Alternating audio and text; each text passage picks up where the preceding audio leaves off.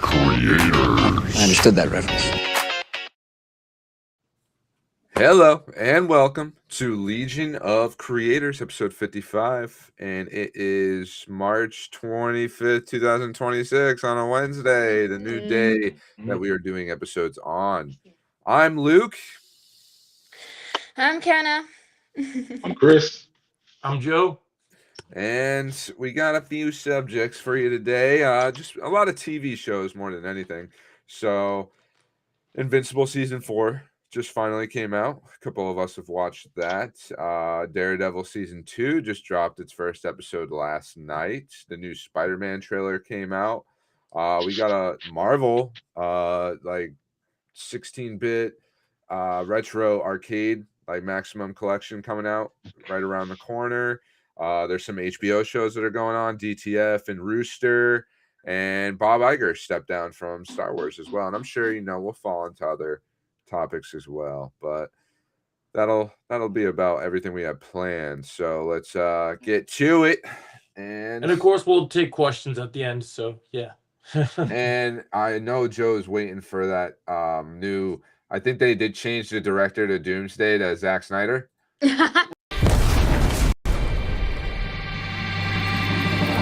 Legion of Creators.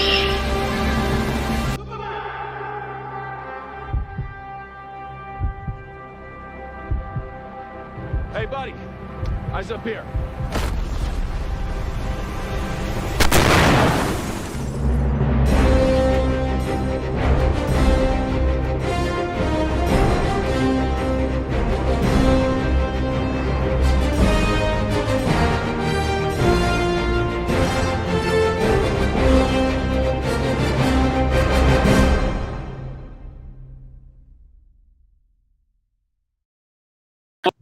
You did me dirty in that opening. How dare you? What do you mean? It's the latest news. We all know That's the thing that haunts my nightmares. What do you mean? There's a slow-mo shot there and a slow-mo shot there. Everything's like a bluish gray. Right. No, Kenna and I were talking about it. Maybe it's what Marvel needs, dude. He comes in, he makes it dark. They let him do his thing for a little bit. Who knows? You have a scene where Captain America, he grabs Doom and he snaps his neck. That's probably how it's gonna end. Then you're not gonna have Secret Wars. So it's like, what are you gonna do? Revive him from the dead. It's a fake out. Yeah, for real. Yeah, I guess it is a fake out. So, I'd rather see Zack Snyder. If Zack Snyder was gonna do Marvel, I know this is crazy because I'm super protective of the character. I would love Zack Snyder to do nothing that's already been established, but something new. I would love him to do something like Daredevil, but more like the dark storyline, like Frank Miller era of Zack Snyder could do a Defenders movie. Yeah, that'd be kind of cool. If you let him play in that dark sandbox and let him be kind of still the way that he is, it'd be cool. I mean, just don't touch my precious show or any of my precious characters right now. Stay in your own lane, Mr. Zack Snyder. Your precious show? What's that? Daredevil? Yeah, I don't want him anywhere near my show. I like my creators I got. I just got the best creators back, which we'll talk about later. But you cannot touch them. Do not even look at them. Do not touch them. We don't have those shit Law and Order BS people from season 1 anymore. We are back to the way it's meant to be. I guess we'll jump right into Daredevil then. You want to do it? Yeah, we normally start with Marvel anyway. So right. So let's do Daredevil and then Spider-Man, considering that's our Marvel, and then we could do the 8-bit game. Just get Marvel out of the way right away. Sounds good. Yeah. Yeah, so the show's good. We only got the first episode so far. I think everybody liked it pretty decently, right? Yeah. I don't really have anything negative to say about it, so yeah. One thing you just said though, Joe, about season 1 and the Law and Order, how season 1 was very much more about Matt Murdock being a lawyer rather than being Daredevil. I actually like how Born Again kind of has that dynamic right now, where it feels like season 1 is more about him being a lawyer and putting the suit away, finally taking it back on towards the end of the show, and now season 2 is okay, now I'm just Daredevil. And jumped right in. Right, and she God, what's her name? Kristen? Or oh no. I Kirsten? do not the Kristen? blonde girl. Oh my god. Karen. Karen, thank Karen. you. Sorry, been a minute. How she like is like, so do you miss being Matt Murdock? Like, I like those little dynamics and the juxtaposition Yeah. essentially from season 1 to season 2. Like I it like really that we has jumped like I day think and it's night. funny that nobody cares that we jumped right in from he just was dating Heather and Heather's like just a sociopath person, and then Karen comes back to help to bring Punisher to Matt in the finale, and then all of a sudden we pick up, oh, Fisk is hunting us. We should get back together. Like I just thought that was kind of funny. There's just Right. like the I need a good rewatch of this whole show. I started over from the very beginning of Daredevil, like season 1 Netflix, Well, yeah, the because thing that's important is like even though this is the second season of Born Again, it really helps to have that knowledge of what happened in the Netflix show because right, they chose to not do away with that like they originally planned. So it's nice that we get to I view season 1 as kind of season 3.5, and I view season 2 so far as like proper season 4 because I felt like last season we're kind of dealing with elements of things that are from the Netflix show, but we're not quite there. And it kind of feels like in some ways it's a new show, for better right, or worse. And then season 2, I'm like, okay, this is why when the show was canceled, this is what I wanted us to get to. And so I feel like that's really nice because it's like, okay, now it feels like when we left off, even with that tease at the end of the episode with Bullseye's back to doing what Bullseye does. Yeah, Brandon, that was asking. Oh yeah, you were asking how the premiere was, Brandon. Yeah, we all loved it. We were just talking about it, just our thoughts on it, and remember next week, guys, we have a doubleheader episode. So next week we'll have our normal shows to talk about, but then we'll have 2 episodes of Daredevil to talk about next week. extra Daredevil. Which that's my only complaint for this. Not a complaint with the episode, but just in general for my hype and love for Daredevil is that I wanted more. I didn't like that I only had 1 episode. I wanted the first week to be the 2 doubleheaders, but that's less an issue with the episode, more an issue with my hype and love for the character of Daredevil. Just wanting more. It's the casual thing. I will say I got a little bit of like I haven't been sitting here being like I want this season so bad. Like Joe, you've been so hyped for this show to come back, and I've kind of just been like, yeah, it's coming back. And then after watching the episode last night, I kind of really started to be like, shit, man, I love Daredevil. And I needed to get back into it. Like I started looking up the current run of Daredevil in the comics. I'm like, maybe I'll read this. Like started the show over from the beginning.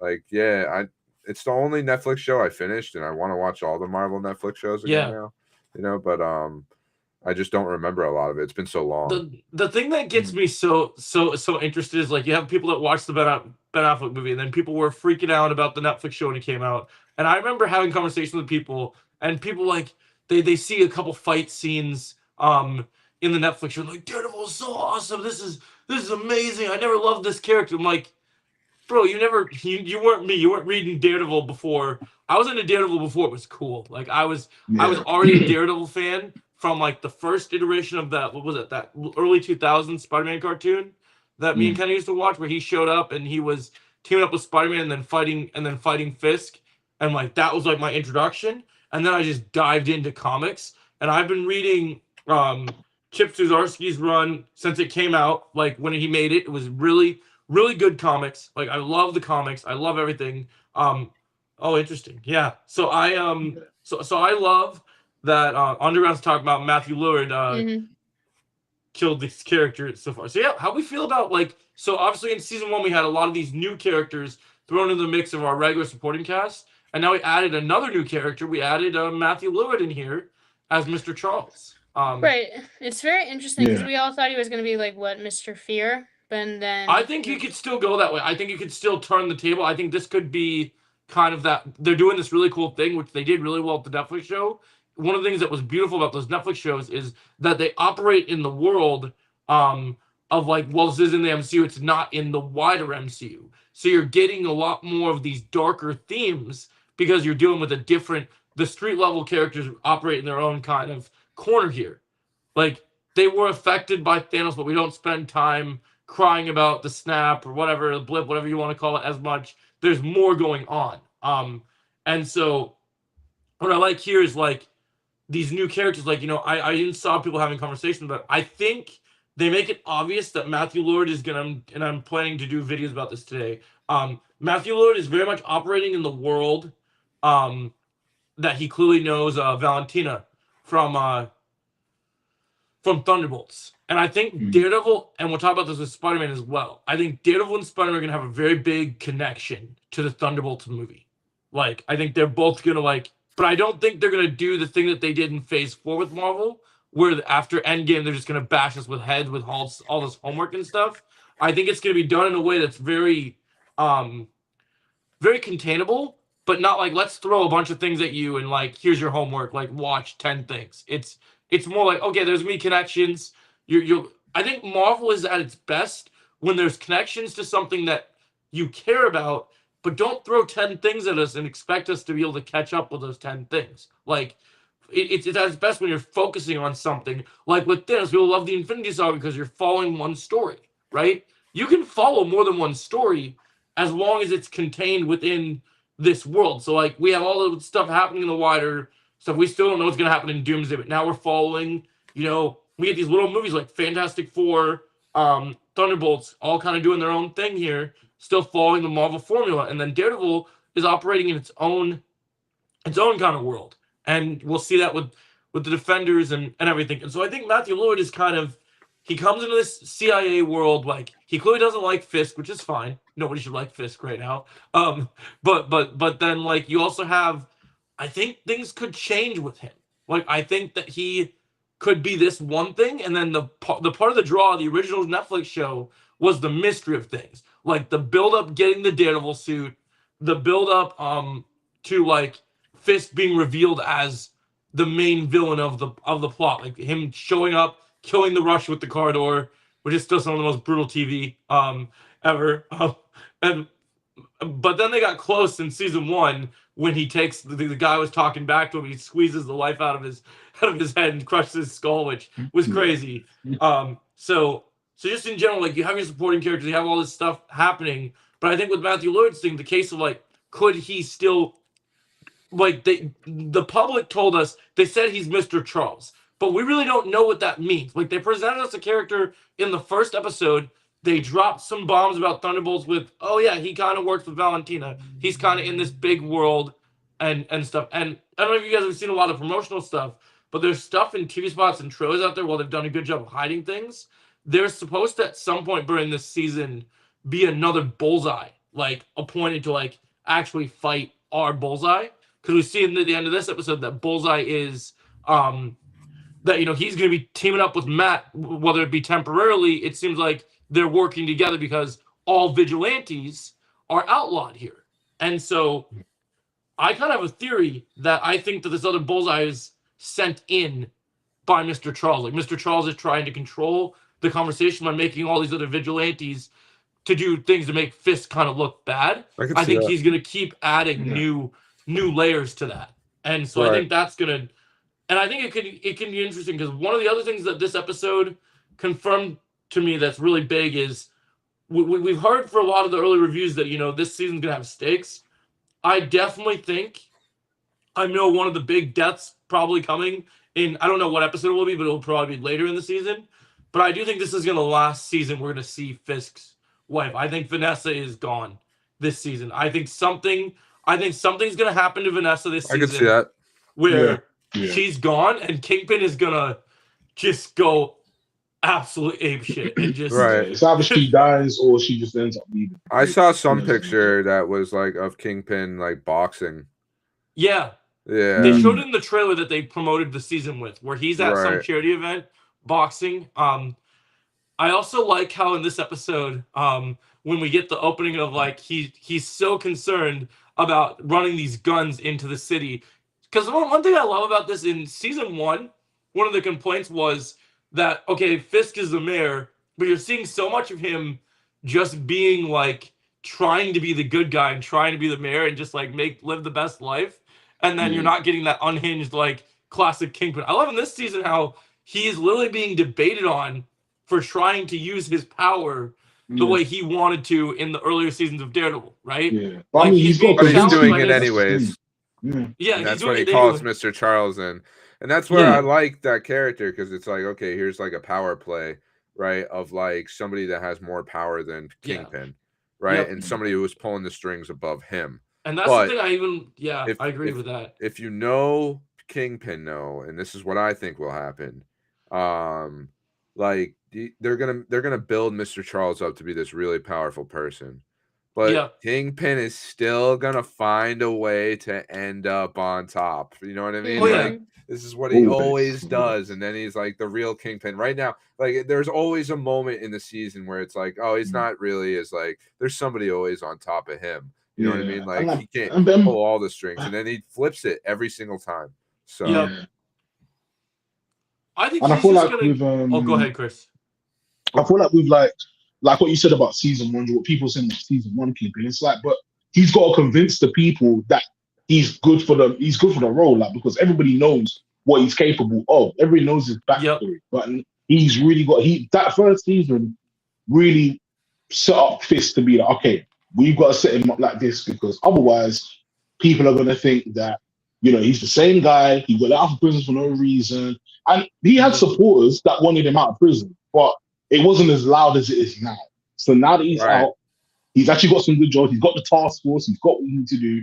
Now he's got things in play where people are like, oh yeah, like they were interviewing people like in the episode, like, oh yeah, like I'm happy that Kingpin's doing this and that. I don't care how it's being done, but it's just got to get done basically. And it's just like, well, this is what the rest of them are trying. This is what other people are trying to say. Like, this isn't the New York that we know because Yeah. this guy is trying to change it for his own benefit. So Right. if Mr. Charles is going to be that power play to where it works, then yeah, I think we've got to see him switch up somehow. But again, it's always Kingpin. Again, he was just going to come Yeah, out he's always top anyway. Kingpin, and I also noticed in this episode that when we found out about like the whole barge and the running guns, when Daredevil had stopped his plans, he was already ready to stop at nothing to have his his task force find Karen and Matt and deal with it. But like what's crazy is that even on that you have like the moment where like he realizes who took down his operation,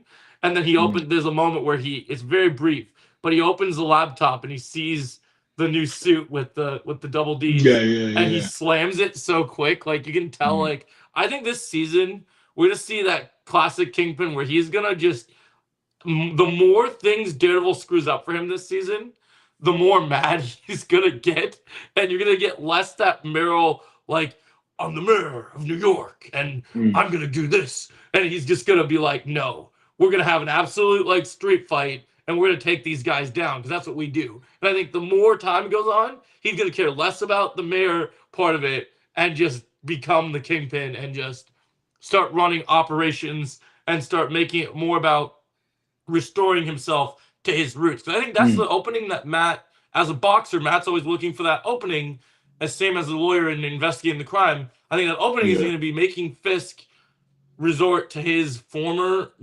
way. Like he clearly went with the whole vigilante initiative, and that pissed Matt off. That pissed a lot of people off in the city, and they're starting to do the thing like you have BB Urick is trying to frame like we're trying to frame it where like she's kind of playing both sides because she's hanging out with the deputy mayor and like they're trying to play both sides, like making like, oh look at how all the good the task force is doing, but that she has some other agenda to make that flip on them, which I think is good. Do you think my man's dead? What's his name? Who's the guy in the chair? I keep forgetting his name. Talking about the guy at the end of the episode? Cherry. Yeah, that's him. Oh yeah, he was having some heart attack. Yeah, he was having like some heart attack. I don't think he's dead. I don't think he's dead. I think he definitely is gonna be in a place where it's probably gonna be a critical situation. But what I heard, I don't think he's dead. But I think what was really good about that scene was we've always loved how Daredevil's radar sense worked. But for those of us who remember season 1, I like that the reason that Matt was able to get taken out by the task force is because he's thinking about Foggy. Because what's really brilliant about these writers is the ending of this episode is a direct parallel to one of the big endings of season 1, where you have Foggy gets killed by Bullseye, and then Matt tries to kill him and nearly drops him off the building. But here, Bullseye saves Matt instead, which is kind of crazy. But in general, like the parallel, like you can tell that when he heard, even though we know Matt clearly cares for saving anybody, and even Cherry, and Cherry is not liked in the fandom as of season 1. A lot of people did not like that character in season 1 as a new character. But in this episode, a lot of people I've seen a lot of talk come around to liking the character more, and like they were actually concerned for him when he was having his heart attack. But Matt, in general, even though he cares about the innocent civilians in that scene, the thing that made him distracted and made him get knocked out by the task force was because of the fact that he was thinking about Foggy. Because that was all it was in the season 1, when the reason he knew that so far Foggy was gone was that he didn't hear his heartbeat. And so when he heard that, it was literally like he heard that drop, then he drops the timing in season 1 of him dropping Bullseye at the same time as he hears that is just crazy, because it's like, wow, they really planned that out so well. And so here it's like he gets distracted because of that, because it's literally like, what oh, was crap. it exactly? What did you say? What was it exactly that reminded him of Foggy? I can't remember.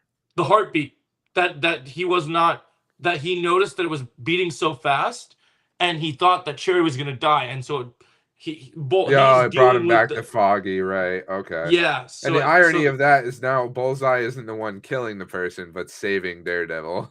Yep, which is crazy. Yeah, which is crazy. So I love that. I love the traction. I couldn't tell. I watched this on my bad TV that's small and like far away from me.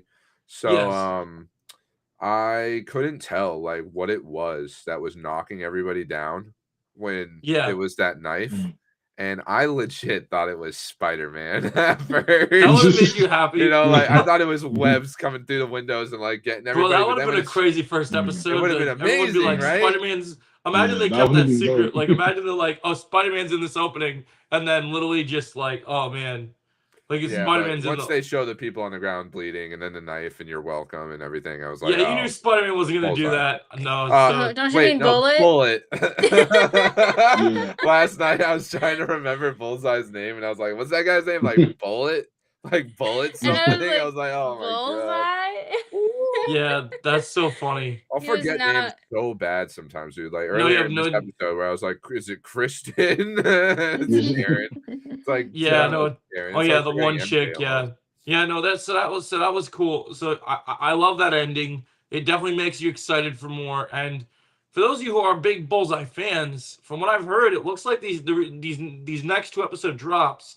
It looks like you guys are about to get plenty of Bullseye in these next couple episodes, because it looks like, I assume, the way that with them ending it that way, we're definitely going to get some more. And I think one of the things I really appreciate about this show too is, like, in general, when I watch Daredevil, I love, in my superhero TV shows, I love action a lot. But one of the things that surprised me with this premiere, even though I still think the 2 action scenes we get are awesome, and I love action in any superhero property we're going to get, I really am invested in the characters and honestly the politics of it all. Like, I love that Mr. Charles is here, and that and the power play and like everything that's going into it. I'm actually invested in that, and I think that's something you can't say about every show. So I think that's really brilliant. So yeah, I really dug this premiere. I really think it has all the right parts. Oh, what'd you say? Heather. I thought like Heather's gonna become Muse. Muse, yeah. I think it might still head that direction. I still think the way she was tripping out, like when the thing was talking to her and everything, I just thought like, maybe she's definitely. She's just living in the fear of like everything that already happened to her and what will happen again. True. That's true. Yeah, you know what I mean. Like, I feel like she's reliving it in a way of like, if I fight this at all, something like that will happen again. That's kind of how I saw something. But I can see that too, actually. Like, that's, I saw something about it, like where someone said, if you date Matt Murdock, you either die, become crazy, or become a villain. See, that's what I love about Wolverine, though, is like he is aware that anybody he comes into contact with will probably die. And I Yep. love that part of his storytelling. Like he knows that burden. While like Yeah, the Daredevil fact- acts like just like so nonchalant about it. Like he's telling Cherry to help him in the beginning of the episode, right? And all I'm thinking about Yeah. is like, you're gonna get this guy killed, right? But it's Yep. like, we gotta save these innocent people. Like, I don't know. Sometimes it almost feels like Daredevil is selfish in his own way. You Yeah, know what I mean? like But the I think that plays I like the into joke about him being like, "Why do you care so much about her safety and not me?" He's like, "You're old." Like Right. just But Yeah. one thing I feel like is missing, because like I feel like this first episode kind of has more of everything compared to previous first episodes of Daredevil. Like Yeah. every time a new Daredevil season has come out, like even just rewatching the first episode of the first season last night, right, of the Netflix show. Like you get bits, you get like it's building. Let's see where it goes. Like Fisk still isn't even in that first episode, right? It's like Yeah. the guy being like my employer, right? Like you get a little bit of Daredevil's background, you get a little bit of this, but like it's all kind of building up. I feel like this is the first time with a season that like we got so much of what Daredevil is right there in that first episode. You know, like I feel like there's still just a little bit missing. And I think since Born Again started, like the Catholicism side of Daredevil has really disappeared. You know what I mean? Like, yeah, like, and I feel that's a very big part of who his character is. And I think right? that we'll get back to that. I think right now the problem is that with the storytelling, like I know it was very absent in season 1 because it was more about Matt Murdock just trying to do things. But I did notice, if you remember, because we haven't seen all the scenes, the trailer that they put out when they promoted this season was not just for one episode. And in the trailer, for some reason or another, you see him back in the church that he hasn't been in since the Netflix show when Jessica goes to grab him up. That's so cool. something makes him at some point during this season go back to that route. Like I wouldn't be surprised if we get back to those conventional scenes of like him confessing. Like we already see in this episode that he is pretty much, we know that these task force guys are so bad, but even just like the mercenaries on like the barge, he still is being ruthless to them. Like he normally would in the old show, he would say, before I go and do this thing I'm gonna do, I feel bad. Like normally he's not killing them, obviously, but normally even in the original Netflix show, as brutal as it was, I think in this season, because of what's going on, because it's more personal and more dire, because of what's going on with him and Karen being a target because of the vigilante stuff, I think Matt is being a lot more he doesn't want his reckless. friends to die. He's being more defensive. You know what I mean? Like, he's got more in stake since Foggy's gone. You know, and I think they're gonna play way more into that. Like that was there in season 1, but he's trying to do it the right way. You know what I mean? And like then he gets fed up with the it, right and way he's and like, just protecting himself and his friends. it's back to the suit. You broke me. I'm gonna break you. You know what I mean? Like kind of. Like I noticed that in the first episode when he's beating up the mercenaries, it's not as simple as knocking them out and just doing the fact that like you're still getting that old bone snapping, like that one shot where he's fighting the one guy, the one mercenary with the guns, and you can literally see like his whole arm. He breaks the dude's whole arm. You can see the blood. You can see the impact. And you didn't have that stuff in the first season either. Like you do a little bit, you know, like not like that though. Like I was just watching the second episode of the first season, and like he does break somebody's arm or dislocate it or something, you know, like because they're fighting over that knife, that guy, in the alleyway, and that's when Claire, the night nurse, shows up for the first time, right? Yep. But like it's just not like it is now, where he's legit like he breaks a dude's arm, he breaks somebody's leg, he's like, you know what I mean, like he's just being brutal. And I think the thing that's so brilliant about this season is like season 1, the story, there was a lot of moving parts because we're dealing with, they just set up Fisk has his task force, and then you're seeing things happen, like the original murder of the first White Tiger plays into it. You get, because of the identity crisis between, we're the lawyer show, Daredevil hangs up the mask because he feels like he can't be the hero when he lost someone so close to him, was playing thematically. Now what I love is like you're seeing in this episode that like, okay, he is literally like we are literally in a war. Like, we are literally now going from, okay, the vigilantes are all out on the vigilante, like, no vigilantes in the city. We're gonna arrest you. We're gonna hurt you. We're gonna do all this stuff that we want to do and lock all these people up. You're literally seeing the fact that the war is like Matt. Ideally, one of the biggest things, if you pay attention to the Netflix show, and you'll realize this more, Luke, when you rewatch it, is Matt has become, to quote Star Wars, he's become the thing that he swore never to be, because his master, Stick, right? Right. Stick in the Netflix show pushed Matt so hard on, you're my soldier. I need you to fight the hand. I need you, everything I'm doing with the defenders is so that you go and do this thing.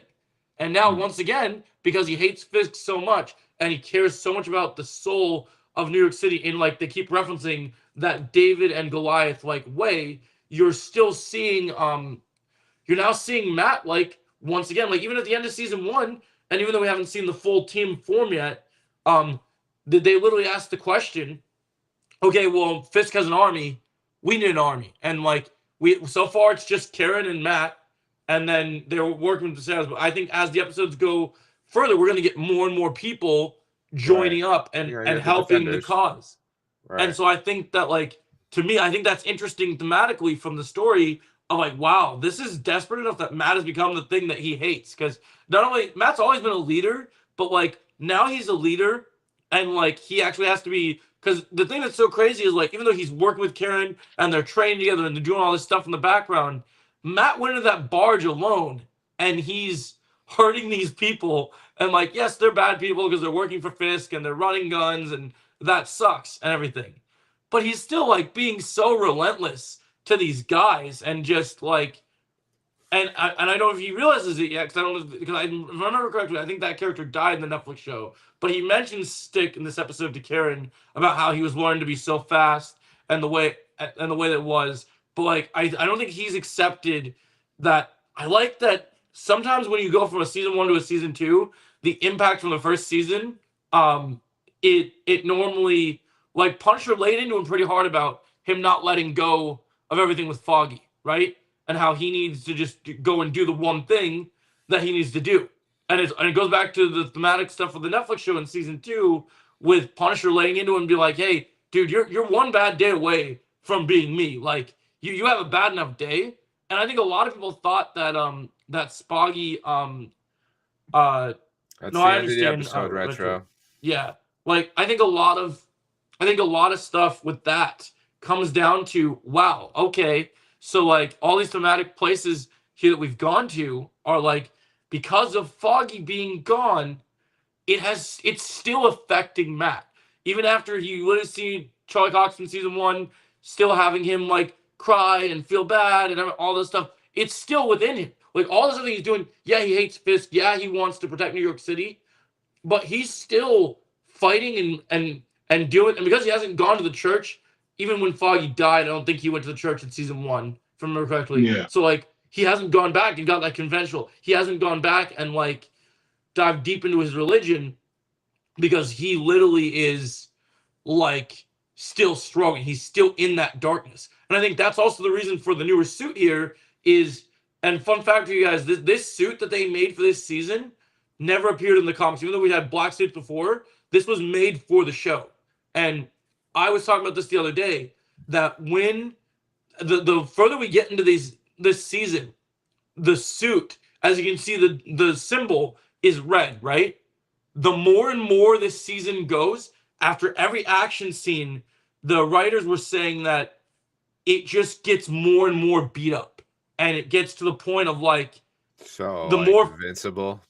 yeah, so the more fucked Yeah, up that he basically. gets, apparently the more fucked up he gets, the less the suit is black, and eventually I think will fully turn like that classic red eventually. Like, Right. like, and I think that that's brilliant, because it's a great suit for what they're doing. But I like that, you know, if you go into like season 3 of the Netflix show and you go to season 1 of the Netflix show, we started with him in black, then he moves to the red, then in season 2 he's all red, and then after what happened with him in Defenders and into season and into season 3 of Daredevil, which is where we thought was gonna be the last time we ever saw Daredevil, because, you know, the cancellation and stuff, we're back in the black, and he has like the Muay Thai wraps on his hand, because he was even though this show's called Daredevil Born Again, in Daredevil season 3, he felt reborn.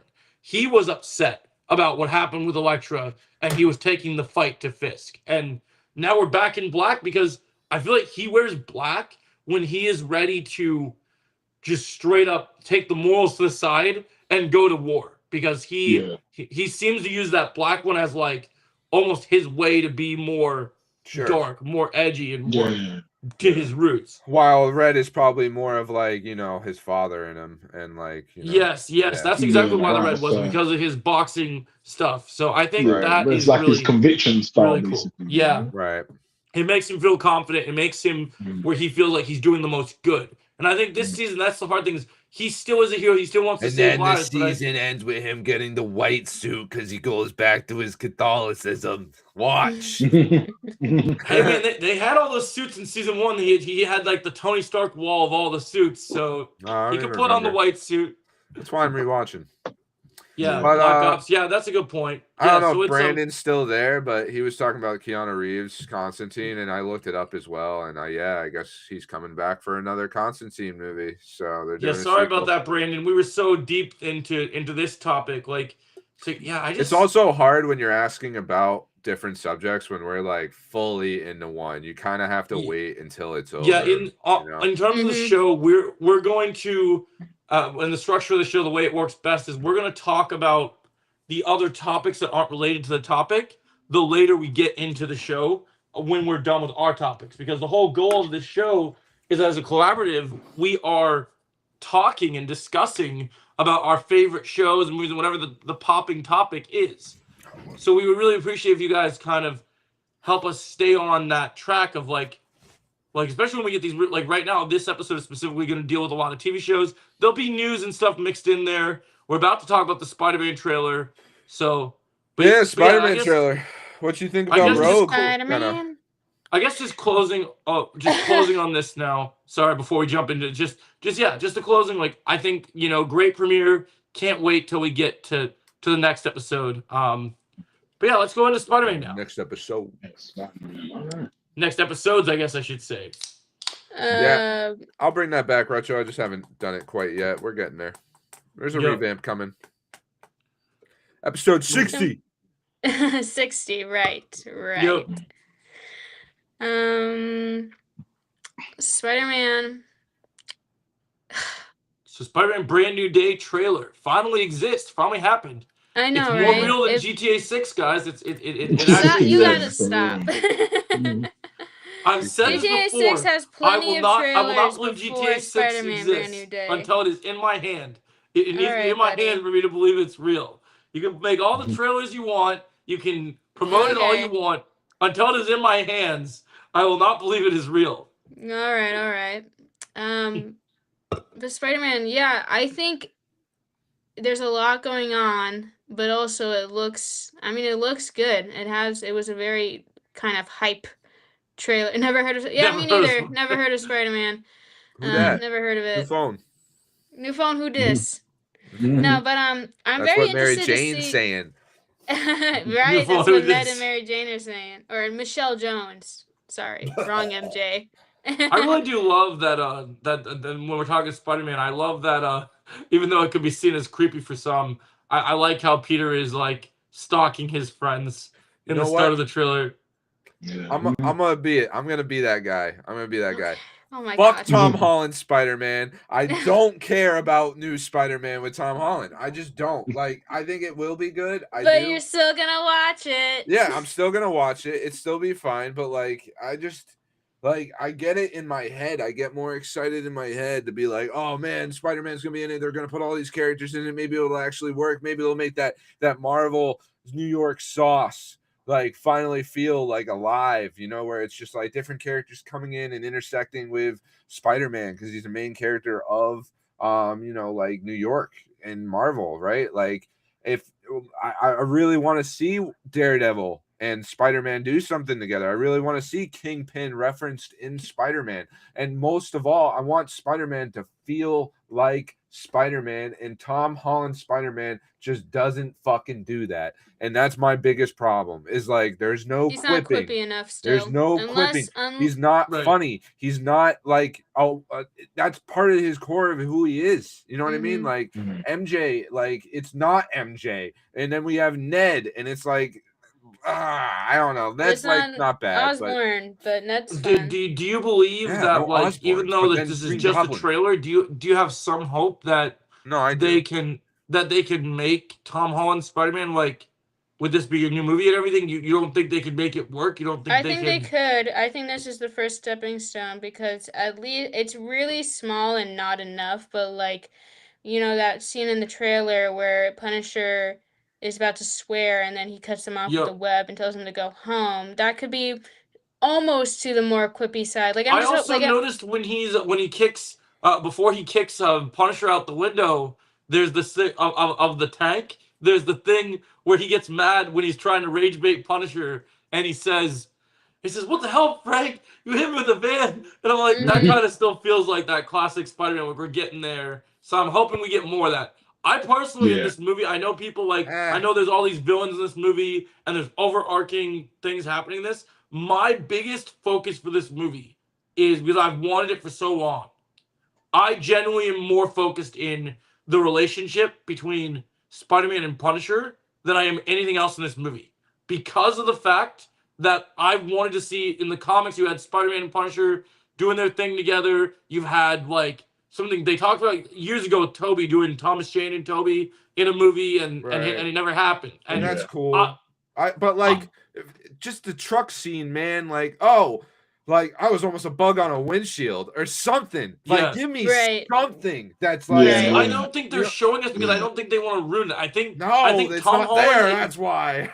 See, I think that Tom Yeah. Holland and John Bernthal being friends in real life, I think they have this kind of chemistry that they're going right from doing Odyssey to doing Spider-Man. And I just don't think that they want to show all the cards because if they do, they ruin what you know how like you're watching a comedy, you don't want all the jokes in the trailer before you watch the movie. I feel Yeah, like but you there gotta should be save some stuff. some, and it wouldn't be a big deal to show some because then you would Right. just get people more excited to see that it's more accurate to Spider-Man, right? Well, Like unlike Daredevil, I I don't also think don't those think this is quips the are gonna last. make anyone die laughing. Is my whole thing. Right. Well, Instead, you get unlike jokes like the end of the trailer where it's like, true. like he's spitting up in his cup for a second because Yeah. like she's like, oh, like you're a very friendly neighborhood guy or something. You know Yeah. what I mean? Like No, those I are the hear you. jokes I you mean, get instead. I hear that side of it. I just personally um I personally don't believe like I just feel when it comes to that side of like with this trailer, one when it comes to marketing with Daredevil, we're so close to the show and it's like okay, we're only getting one trailer and we got a couple TV spots, whatever, right? But I think with Spider-Man, I do not think this is the last marketing we will get for this movie. July Really? is they had to I give think we us. get one more trailer. I think one more trailer happens. Exactly. It's not gonna be a bunch of marketing, but we still have to remember we still have CinemaCon coming out next month, which I heard is gonna be more focused on Doomsday. Recently, which will be interesting. But just in general, I think with Spider-Man, they need to put this trailer out for so long ago. They had one version of this trailer. They changed it to this newer version. They wanted the hand in there. I will say honestly, as awesome as I'm loving to see Spider-Man and ninjas, I really need a good, valid reason for why Spider-Man is thrown down with the hand because I really just don't. To me, as much as it's a hype moment. I have some Daredevil issues. could do that. That's what I I have would some love. narrative issues with it because Yeah. Daredevil can do it. It makes sense. They could set it up Iron Fist in can do it. It Daredevil makes for sense. Spider-Man. The You know what I hand mean? cannot just show up in New York and just start fighting with Spider-Man. They've never really vibed with Spider-Man like that way. Well, I'm almost like, what if it's just like so? Whatever happens in Daredevil leaves it so that Daredevil is incapacitated, right? And he can't yes. continue to fight the hand. And now you get Spider-Man. You know what I mean? Like Yeah. That would be kind of because, like, I feel like I've Daredevil said is my building theory and I up stand to by the this. hand. I think what it comes down to is because everything that's boiled out in New York. I think that we've heard from the writers of Daredevil, since Daredevil and Spider-Man kind of are meant to bleed into each other. I think that Daredevil will end in a way where Daredevil's not going to be valued as a hero the way that he has been in the previous Netflix shows, and he's actually, because we see how far he's going in this premiere, right? I think Daredevil ends up in prison at the end of this season, and I think like for the crimes of being a vigilante, and even though Fisk won't get what he wants, but Daredevil, because you talk about the Catholicism of like the whole Catholic part of Matt Murdock, right? I think that will be his penance. I think he'll know that he'll have to do something to Fisk to really hurt him and to really make things work, and I think he will kind of get sucked in that situation where he's gonna have to. So that's kind of what I was saying, right? Being Yeah. incapacitated, right, by the end of the season. But I think, like, I mean, I feel like one thing we all feel is coming in Daredevil is the return of Foggy, and that's probably through the hand. I believe I have a theory on this. I believe that Foggy is indeed gonna come back. I do think that as much as I know people want stakes and everything, if you watch the Netflix Daredevil, as much as I love characters dying for good stakes, you just cannot do this type of show without someone that was so pivotal to Matt Murdock. And I think like Foggy is a character, like I get why they did it in season 1, but this is a character that like essentially Daredevil and I'll be right back. Oh yeah, Daredevil and Foggy are essentially the Winter Soldier and Captain America duo in a way. Like they have their fights, they have their squabbles, they have their issues, and to just kill him like that. And I know people are like, oh, we need stakes in Marvel. He's not dead, and I know that the actors keep saying he's not. They keep playing it. He could be technically dead, but if you're gonna do it, we already know the hand's coming into season 3. If you're gonna do it, if he's gonna really be back, I think the smart plan is, unfortunately, and not everyone's gonna like the storyline, but they did something similar in the comics. I can see this. I think you're gonna see Foggy attached to the hand in season 3. I think they're gonna do that Winter Soldier Bucky thing where you're gonna get to the point of like, oh,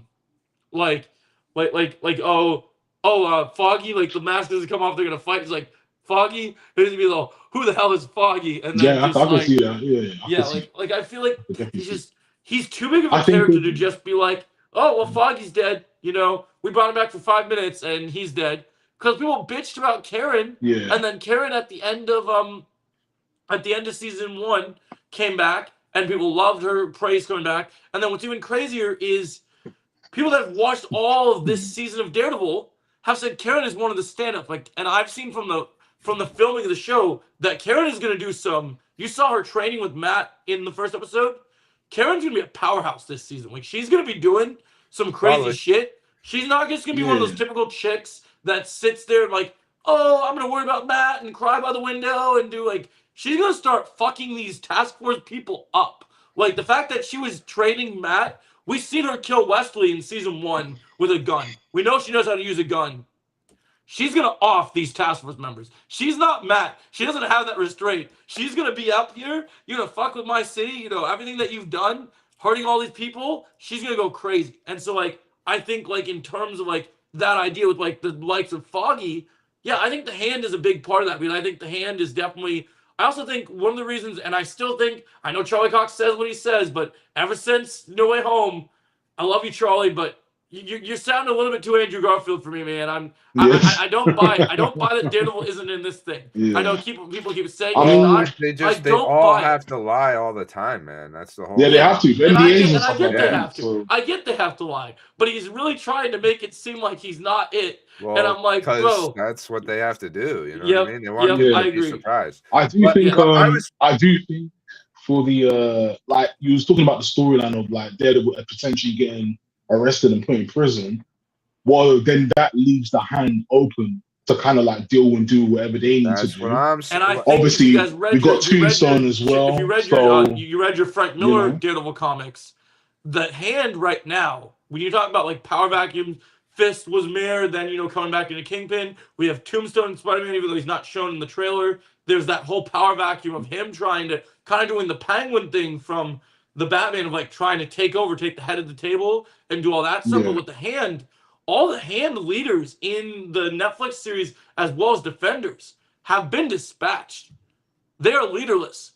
Imagine the Foot Clan without Shredder, right? They had Karai. How cool would it be That's a good point. that you get like in Spider-Man, because it's the Hand, like what if they have Foggy and like you get that little bit of like that split shot or something of Foggy, and it's like now you know where Daredevil is going. Like I'm just really hoping that the show, when it comes to the storyline between Spider-Man and Daredevil, the thing I've wanted more than anything for the show to adapt, and I really hope that this is why they've been hinting at the Frank Miller stuff for season 3. I really want Daredevil just get to the point of leading the Hand. Like, because in the comics he does that, where he goes and leads the Hand, and it's freaking sick. Like, he like gets like Charlie Cox has a big beard right now when they're filming the season, and he has a huge beard, a huge costume, and him and Elektra, because we know Elektra's coming back, they rule the Hand. Like, Elektra has like a Daredevil costume, and she's like Daredevil number 2 or whatever, and he's Daredevil, and they're like running around as like they take the Hand and make their own ninja clan. Like, the Hand isn't the way it's been done in the past. They're not just a triad trying to kill people and get control. Matt makes the Hand more like a police force of New York, where they're like running around New York and policing the city. So like, you could do that really interesting because if Matt's going to be in prison even during Spider-Man and even during like parts of season 3 until he breaks out, you could have them running around the city, policing the city, and then eventually building into Matt coming out and actually going and doing his thing. But then the Foggy thing, if the Hand has Foggy, that will be really interesting, because I just don't think the leader of the Hand too could be Foggy, and then like now Daredevil is up against his own like, oh, how do I fight Foggy? You know, I was talking to Ken and Chris about that when you were gone, about how I think like the best thing would be to do that Winter Soldier Bucky thing, or Winter Soldier Steve thing. I guess we kind of have done that before, right? Yeah, basically. Yeah. But I think in this case, you retread this, it'd be different, because you can't use the excuse, like, it would be like, okay, Foggy's alive, but he's the bad guy. And, like, we can really, I love Vincent D'Onofrio a lot, but we can he's only not brainwashed so much as, like you could kind of make it tragic, where it's like, there is no bringing Foggy back. Like, he was already dead, and the Hand brought him back to life in a Ra's al Ghul, like... it's like that way, where it's not even... It's not... Foggy is here, but it's not Foggy. And, like, that's kind of the thing. Anymore. You'll never get Foggy back. Like, I would... Especially with the deep themes of Daredevil, I think that would fit very well. You know what I mean? Like, I think so, too. I think never getting Foggy back... Foggy coming back to haunt Matt makes sense, but I think, like, in the thematic sense, like, you're never going to get what they had. You're never going to get... like Nelson, Murdoch, and Page again. That's Mr. Charles brings in that other Bullseye, right? Like, Daredevil's getting along with Bullseye, and then all of a sudden he starts seeing things about like Bullseye doing all this fucked up shit. He tracks down Bullseye. He goes to get him, and it's not even the Bullseye.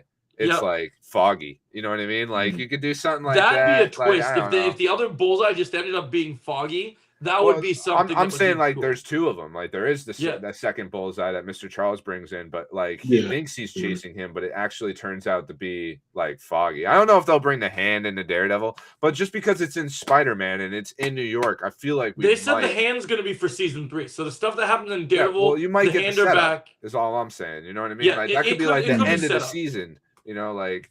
But, I mean, I kind of feel like what they're doing in Spider-Man, and this is why, like, actors have to lie, but this is why I'm dead set on the if the Hand are in Spider-Man, like we saw in the trailer. The reason I'm so dead set on Daredevil is because you have to give a reason for, when you look at these events and how they bleed into each other, you have to give a reason for why the Hand are in that part of New York, because they don't really know much about, like, they might know Spider-Man, but like, there's no reason for them to like go after a character like Spider-Man. Spider-Man doesn't do anything. Well, Spider-Man is a cool character. Tom Holland's Spider-Man hasn't shown the level of skills that like Daredevil has. So like, you can't, like, I don't think the Hand would go, oh, we need Spider-Man to go lead our group, because I really want to see Black Suit Spider-Man.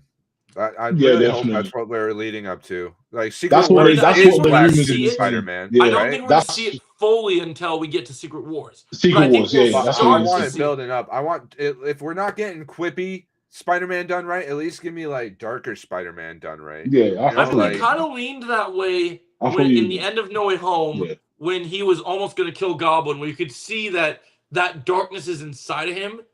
And we see in this trailer that Peter's going to visit Aunt May's grave, and like, so they could totally lean into that thing. I really they do think also, that something bad, what like was I it? still think They something also- bad happens to Spider-Man. what was the thing? What did you say, Chris? No, I was thinking. Oh no, sorry. So they've also said because of how Peter's like having like problems with his powers and stuff, like the organic webbing and things like that, Man Spider could be a thing in this as well. So we could I know, potentially everyone wants to that. ride the Man Spider wave. Man Spider. I watched Luke's reaction, which was really good, and I really am still kind of. I really think that the whole thing is like it's about the mutation of like from the comics of the imbalance of like he's being so much more Spider-Man than Peter Parker that the mutation is going to play for it. And we were talking about. So I heard something recently, even though he's not shown in the trailer. I heard something more about the whole Keith David thing that people were talking about. Everyone was talking about Lizard and Dr. Connors, right? Yeah. But I'm hearing about another Spider-Man villain that's possibly been hiding in plain sight to be potentially the proper main villain of the movie. I'm hearing stuff about you guys know anything about the Spider-Man villain, the Jackal? No. Oh yeah. No. I'm Yeah, I know hearing about some stuff Jackal. about Jackal right now, and how Jackal Jackal as might well. be the key to act. Unlike the Jean Grey thing, Jackal might be the actual key to setting Banner off his leash. Like that, they might do something where his virus might be the thing that because they goes did and say starts. Hulk was gonna be Hulk in this one. So Yeah, Hulk's hulking out. like People, he's that's not one like thing that people you have know said the about this usual movie stuff in She-Hulk. that they've confirmed is that he's gonna be hulking out because they brought Punisher in this movie. He's at the heavy artillery. We've heard talks about Spider-Man and Punisher throwing down with Hulk. So that's gonna be crazy when they actually get to Hulk actually showing up. Because I'm like, when they showed Banner in the trailer, I'm like, okay, I get it. But they want to have that Avengers connection with Spider-Man still. They want to have Banner being his teacher. But he comes to him with the help of the mutation. That makes sense. That's cool. Yeah. But I still think we're gonna get that Hulk where he's off the leash and just goes. Oh yeah, crazy. we're getting Savage Hulk from what I hear. So that would be. I think amazing. as well, like exactly what you said earlier. Like I'm all for. I'm what the Spider-Man quips a lot more as well because I felt like in the first three, I wouldn't say it wasn't there, but the problem is that everything was so focused on like the whole multiverse and the whole story of the Avengers and this and that. Like I felt like those three, as much as I liked them, my issue was they still feel like Avenger part 0.1 move, 0.5, 0.6, 0.7 movies. Yes, kind that's of thing. the problem. So I just kind of feel like that for us to go forward now, we're finally getting Spider-Man on his own. We're finally getting Spider-Man where like he's struggling, he's depressed, he's actually feeling these things. And it's like now everything's a lot because that's why there's multiple different villains because Spider-Man has always taken on different villains at different points in a day or a week or whatever the case is. And that's just how he's always been able to roll. Now, how they do it is how it depends.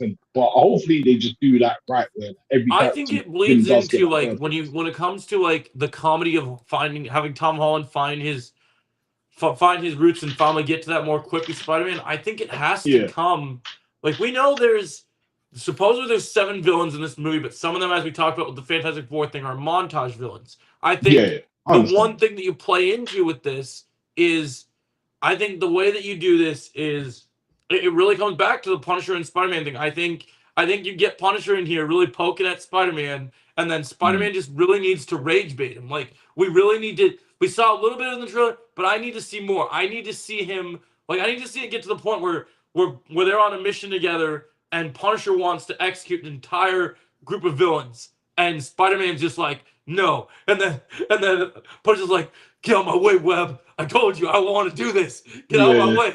Because he calls Daredevil Red, so you should call him Webb, right? You should be like, get out of my way, Webb. I'm gonna take all these people down. I'm back to my thing. I'm a big bad Punisher. You can't stop me. Like just going crazy. He just takes his guns. He's Yeah, like, 100%. I he feel like just there gets definitely so should be mad. some conflicts between the two. There has to be Like he just conflict keeps between webbing the his mouth shut and just be like, "You talk too much, Frank. What are you doing over there?" two. One thing I'd find funny, Chris, you're like they're kind of like Avengers movies. Like Iron Man's kind of like his mentor in a way, right? What if Yeah. Yeah, like yeah, it's yeah. like I could kind of laugh here if they're just like, well, what if we replaced Iron Man with Hulk, and now it's Yeah, just no, I Bruce mean, Banner. You know what I I mean? wouldn't. Like, Okay, so you see, with that, I wouldn't mind it on a scientific aspect because they're both science nerds. But I wouldn't like that if they're both heroes. Like Spider-Man's always been his own hero. Like if it's a scientific thing, cool. But It if it's goes a back to hero the whole thing, science bro thing that Iron Man and yeah, Banner had. I think I could I see mean, that. I I know, could but see it him. makes sense. It makes. Yeah, I you feel like could for them two, it explain makes it to sense. Bruce. Bruce might be the only one who will like get Yeah, it. You know what yeah. I You mean? know what I'm Like, saying? yeah. I mean, he came to him clearly for the trailer makes it seem like it's definitely he definitely is concerned with the mutation, and he brings it to him, and it'd be really interesting because I really personally don't think Dr. Connors is in this movie. I know a lot of people Mm, think he is. Like, there's the whole Keith David thing. I would really like it if, say, they did have the symbiote in this movie at some point, and you yeah, did have Banner was the one that advised Peter against like actually using it, and then yeah, you have it where he's like, because who would know about something actually taking over someone more than Banner? Thinking about the changing over from like becoming the Hulk. When he became the Hulk in the beginning, before Smart Hulk, he didn't have any control of what he was doing. He literally just goes running around and becomes this big green rage monster. Like Tony said to him, I'm an enormous yeah, fan of how you lose complete control and be a big rage monster. Like that's the thing, is that transition of like him going like, this thing will change you. This will, if you put this on, this is gonna, you won't be Spider-Man anymore. It's gonna change you. It's yeah. gonna make you different. And Man Spider could be cool too. You know what I yeah, mean? But I I really like the want Man Spider thing. I want Black Suit Spider-Man done right. Yeah, I think Venom I'm leaning coming more to in, that's his plan. Yeah, right, and like all They that. have a That's good setup for it, because I think the best way is to go that, even though I know you're not a big fan of the game, I think you go the Insomniac route and you have well, something the really first bad game's happen. amazing.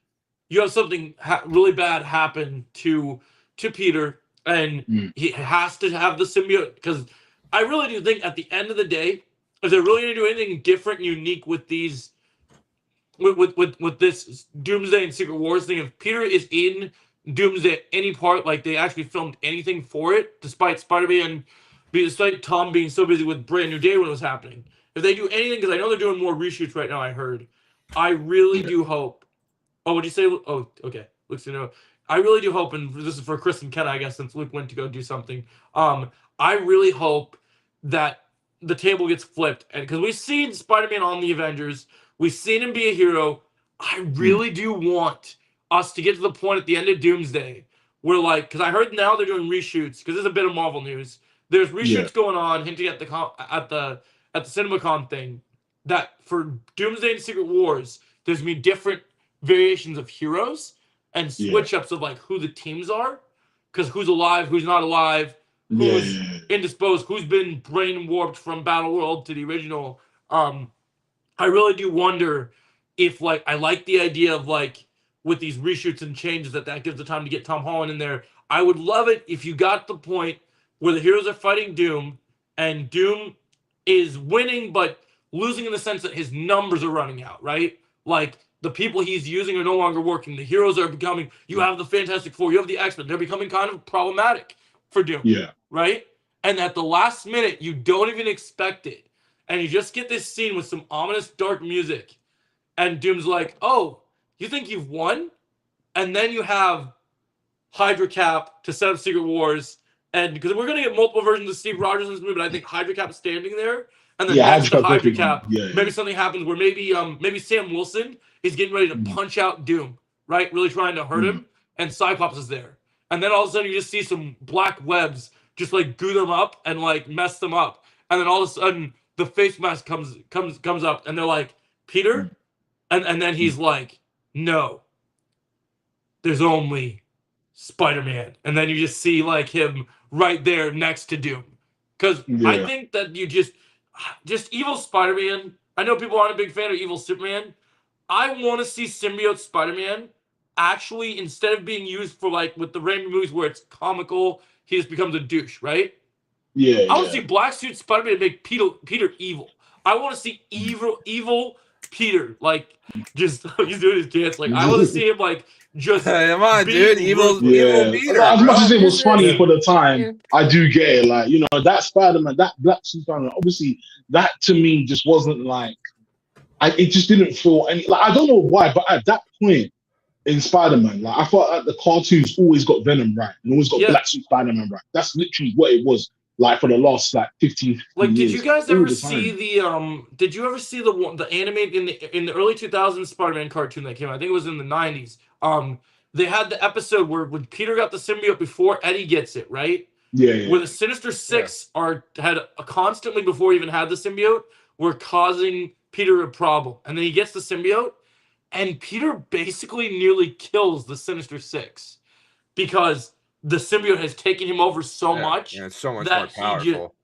yeah. Like, Like he he doesn't know was his own like he was strength, beating and on it kind of Rhino. like Hold on. takes him over, and he starts like beating people brutally, Yeah. mercilessly. You know, but you guys, we've been on We, Marvel. we for just like love an to talk about hour. Marvel. Can't help it, man. So Spider-Man's we too gotta good. move on. The last thing we'll talk about with Marvel is the Marvel Maximum collection's coming out in 3 days, the 27th, right? This is a collection of old X-Men arcade games. Oh, sorry, Marvel arcade games, X-Men being one of them. And 8-bit, 16-bit, they're going to be multiplayer. You're playing with your friends. Joe, you got to get this, dude. We got to play I this will. together. Chris, it'd be great if you got it too. Anybody that wants Yeah, to, I'll try and that, get it you at know. some point. So what It- kind of like so this is a collection of different games. I'll tell you the games right now. Remember the X-Men arcade game, like the classic X-Men arcade Yeah, game? I remember. Yeah. Yes. That's gonna be in it. That's Yeah. awesome. That's like with Cyclops, right? That's what we Cool. wanted out of Marvel Cosmic Invasion a bit, right? We'll be able to get that. That's got 6-player online co-op. And are these arcade games like are these gonna be like ones are all of them like classic fighting games like Totem Souls, or is this gonna be more like some of them are like you actually work as a team and go fight like a group of enemies like Cosmic Invasion type I wouldn't deal? even say Token's like a classic fighting game so much as like a modern fighting game. Right. And these aren't fighting games. Remember the Punisher game in Yeah, that the one that I collection? played with Retrolab. Yeah, Yeah, I remember that one. Yes, that's a Yeah. beat 'em up, just like Yeah. Shredder's Revenge, right? Mhm. Yeah. So these are all those. That's what Okay. a straight up arcade game is. Otherwise, I guess you would call it like an arcade fighter, which would be like the Okay. old Mortal Kombats, the old Mortal Street Kombat. Fighters, you know. But yeah, these are like multiplayer beat 'em ups. Like we played together as a team, just like Shredder's Revenge, just like Cosmic Invasion. You know what I mean? But these are the old ones that came out back in the day, and they're Yeah. all finally coming to console now. People See, have been that waiting sounds for this. amazing. That sounds Dude, absolutely it's amazing. gonna be really fun, and you're really good at Shredder's Revenge. I'd love to play these with you. You know, I love Shredder's Revenge. I think I Shredder's know. Revenge is a ton of fun. I enjoy I've loved the research, especially even before Cosmic Invasion. I've really enjoyed, and I talked to Chris about it too. I love these classic arcade games. I'm glad that we're getting know. all these. Like, It's awesome. it's Like- so It's cool. about time they made a comeback for these type of games. Oh yeah, There's they're always a making- space. all this retro stuff is like making a huge comeback. So, Mm. so it's the X-Men arcade game, right? Nice. Captain Yep. America and the Avengers. Okay, Spider-Man okay. and Venom, Maximum Carnage. That's a big Ooh, one. okay, People that's a love good one. that That's a good game. one. Yeah, Right, yeah, that was back yeah, on the SNES and the Sega Genesis. I never played it myself. Then they had Spider-Man Venom Separation Anxiety. yeah. So this will And- be like a first time thing for you for these ones. Okay. Yeah, sounds like you too. Yeah. I think the only Um, one I played was X-Men and Spider-Man Maximum Carnage. Yeah, I So only those are played the the two. X-Men one. Then Spider-Man and X-Men Arcade's Revenge. Okay, that You know, sounds the cool. Yeah. the villain Arcade. I'm sure that's because he's more of an X-Men villain. I feel and then the Silver Surfer game as well. But That's I guess pretty there's cool. 13 in total. That's not all of them. That's just like the highlights. So I don't have a full Right. list of them all, but Okay. I did also that's have confirmed. on Those were confirmed from the initial 6 announced. but Oh, there's going those to be were 13. confirmed. Yeah, Okay. that's what Yeah. I'm seeing now. Okay, cool. I'm down. Huh?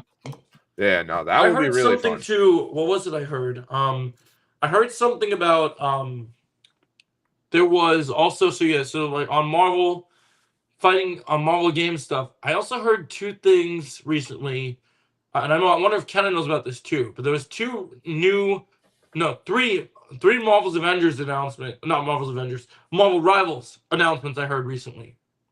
Ah, About yes, what Rivals. specifically?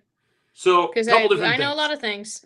So a couple different things. So I do know that while her role is like I was kind of hearing Vanguard things about her, now it's kind of unfortunately sounding more DPS stuff sounding on I the literally Black don't Cat. care. I'll just take Black Cat. I don't care Right. what You role don't she even care is. what role I'll it is, play right? her. I don't care. Dude. She's a Right. DPS. I don't- Of course, she's a DPS.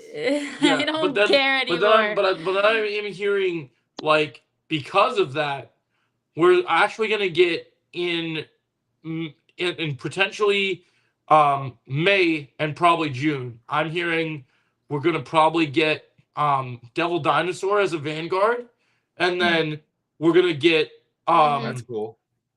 and then eventually we're gonna get the one we've been waiting for, which is the next month. We're gonna get Cyclops. Cyclops. Now the Ah. reason why they're holding off on About time. Cyclops and giving us Devil Dinosaur first is because it's looking like he's definitely going to be a DPS, and if Black Cat is a DPS, I think they definitely want to space it out. So Yeah, man, that's But then what the they've other been two doing. things- They're like, hey, here's something, another DPS. Here's a tank, another DPS. And Here, then some sh- sh- seasons yeah, they've but- even been like, hey, 2 DPS. It's like, stop. yeah, it's annoying. Mm. And then the other two things I heard was apparently the devs for Marvel's Rivals know about certain things in Doomsday. Like they've been having conversation with Kevin Feige because they said that with their new thing next month. Remember, April is the first month of Path to Doomsday. So we're getting a new PvE mode with where one of us plays as Loki, and then everybody else has to like Hulk is a summoning character, where you play the other Marvel characters, and you get hunted by Loki, which is gonna be pretty interesting. And so that starts like new skins, new modes, new systems, all that stuff. And they said that in order to do this Path to Doomsday thing outright, they know certain things about Doomsday, so they can do certain things, use certain characters. So I thought that was kind of interesting. I also heard something about apparently in Marvel Comics, they're saying Marvel Rivals because they made those Marvel Comics with Rivals and stuff. That I guess Marvel Rivals is canon to the Marvel Comics now. Like they're saying that's a thing. So I thought it was kind of interesting. I was like, oh, that's interesting. They're considering that a part of the canon was meant to be its own thing, but whatever. Yeah, Well, I the mean, whole thing about how Rivals, the whole story of Rivals, even though it's not a story-based game, the whole thing is that everyone is coming from different timelines to fight the two Yep. Dooms. So that technically makes sense, because like Psylocke, for example, she's that version of Psylocke, she's from the Ultimate X-Men comic run, written by Okay. Peach Momoko, who's a very talented artist and actually has done collaborations with like skins and Rivals, where like they take her art and then they make them into a skin in the game. That's So pretty cool. I guess that makes sense. I mean, it's canon in its own little area. Truly. And of course, the last Rivals thing is that in terms of if you guys buy any skins, this week there is a new Cloak and Dagger skin. There is. I'm gonna get that one. And I'm looking forward to the Cap football player one because I like the idea of being Captain America, being a tank, and being able to bulldoze it through people. This seems kind of fun. But yeah, what's our next? Also, last thing about Marvel Rivals, really, White Fox came out, and we did Right. not talk about We it. didn't talk about White Yeah. Fox yet. Yeah. She's cool. I will I- say she has one disadvantage, and it's simply I know that she seems to be very weak in comparison to every character, but I don't think it's because she is weak. It's because she's balanced against every other character that is incredibly unbalanced in the game. Yeah, So that's could why agree she with that. seems I did That's have why good she news seems a on that little though meh. too. So just like the skins come out tomorrow, I heard something recently about tomorrow, because today's the 25th, because yesterday was the 24th. Mhm. I heard the 26th we're getting a new patch, and in the new patch, White Fox has some new add-ons, like they're fixing Some some new things. buffs. So they're gonna Yeah. make her unbalanced to equal. I'm just Yes, because kidding. people complained. I don't know. There was some interesting balances between different characters. I I will saw. say though, she is pretty balanced, but I will say her kits do some little. It's very little tweaks that her kits need, like her three tails to charge up. That could be touched up a bit, but overall, I think she's really cool and unique to play. But she Yeah. is hard. I think if you really don't know what to do with her, she can be hard to like try to catch up to everybody else in your team. Oh Yeah, I yeah, the heard about Fortnite that, collab. Adrian. Yeah, with Magic Yeah. and Luna, yeah. Yeah, so I think that's kind of cool. So Oh, yeah, there's Marvel gonna be more Rivals. disco skins as well. New Oh, they're skins saying for more disco skins are coming. Okay. disco skins for Star-Lord, Namor, and Magic. Magic and Star-Lord you will have to buy, but Namor's disco skin will be free. Does Magneto have one? Magneto does not have a disco skin, no. He does needs not have one a with Also, if you giant guys disco had ball. been- Oh, Giant If disco you, I if know. you guys had been Magneto playing disco skin. Rivals, make sure you guys collect do all your quests so you get your Deadpool free skin. Oh, I already did that. Yeah, I got mine last night, so I just The thought it was blue, important. I think it's okay. You know, it's a free skin, so it's fine. I prefer the gold one that I have. I think it looks Yeah, I like better. the gold one too because I earned that one by getting far in comp. So it's like, Right? yeah. All right. So what's our next thing, Luke? Yeah. What is our next thing? That's a good question. Popcorn. Popcorn, Luke. White Fox. Well, we did talk about White Fox already. No, I'm just kidding. He just loves to talk about White Fox. I did I buy love this White season's Fox. battle pass because there's a penny skin and it looks awfully like Coraline, so with a little doll eye, so I had to get that. I haven't reached it yet in the page, but Yeah, I've been working on the battle pass. I just got Hawkeye today. His white Nice. Hawkeye. Might as well talk- I remember something. I don't know if you had it on the list. Since you're the Lord of the Rings guy, we should talk about the big announcement. Yeah, so I mean, Hunt for Gollum. I don't know anything that got announced for that, to be honest, but it's on. No, the we're way, talking about the new right? movie.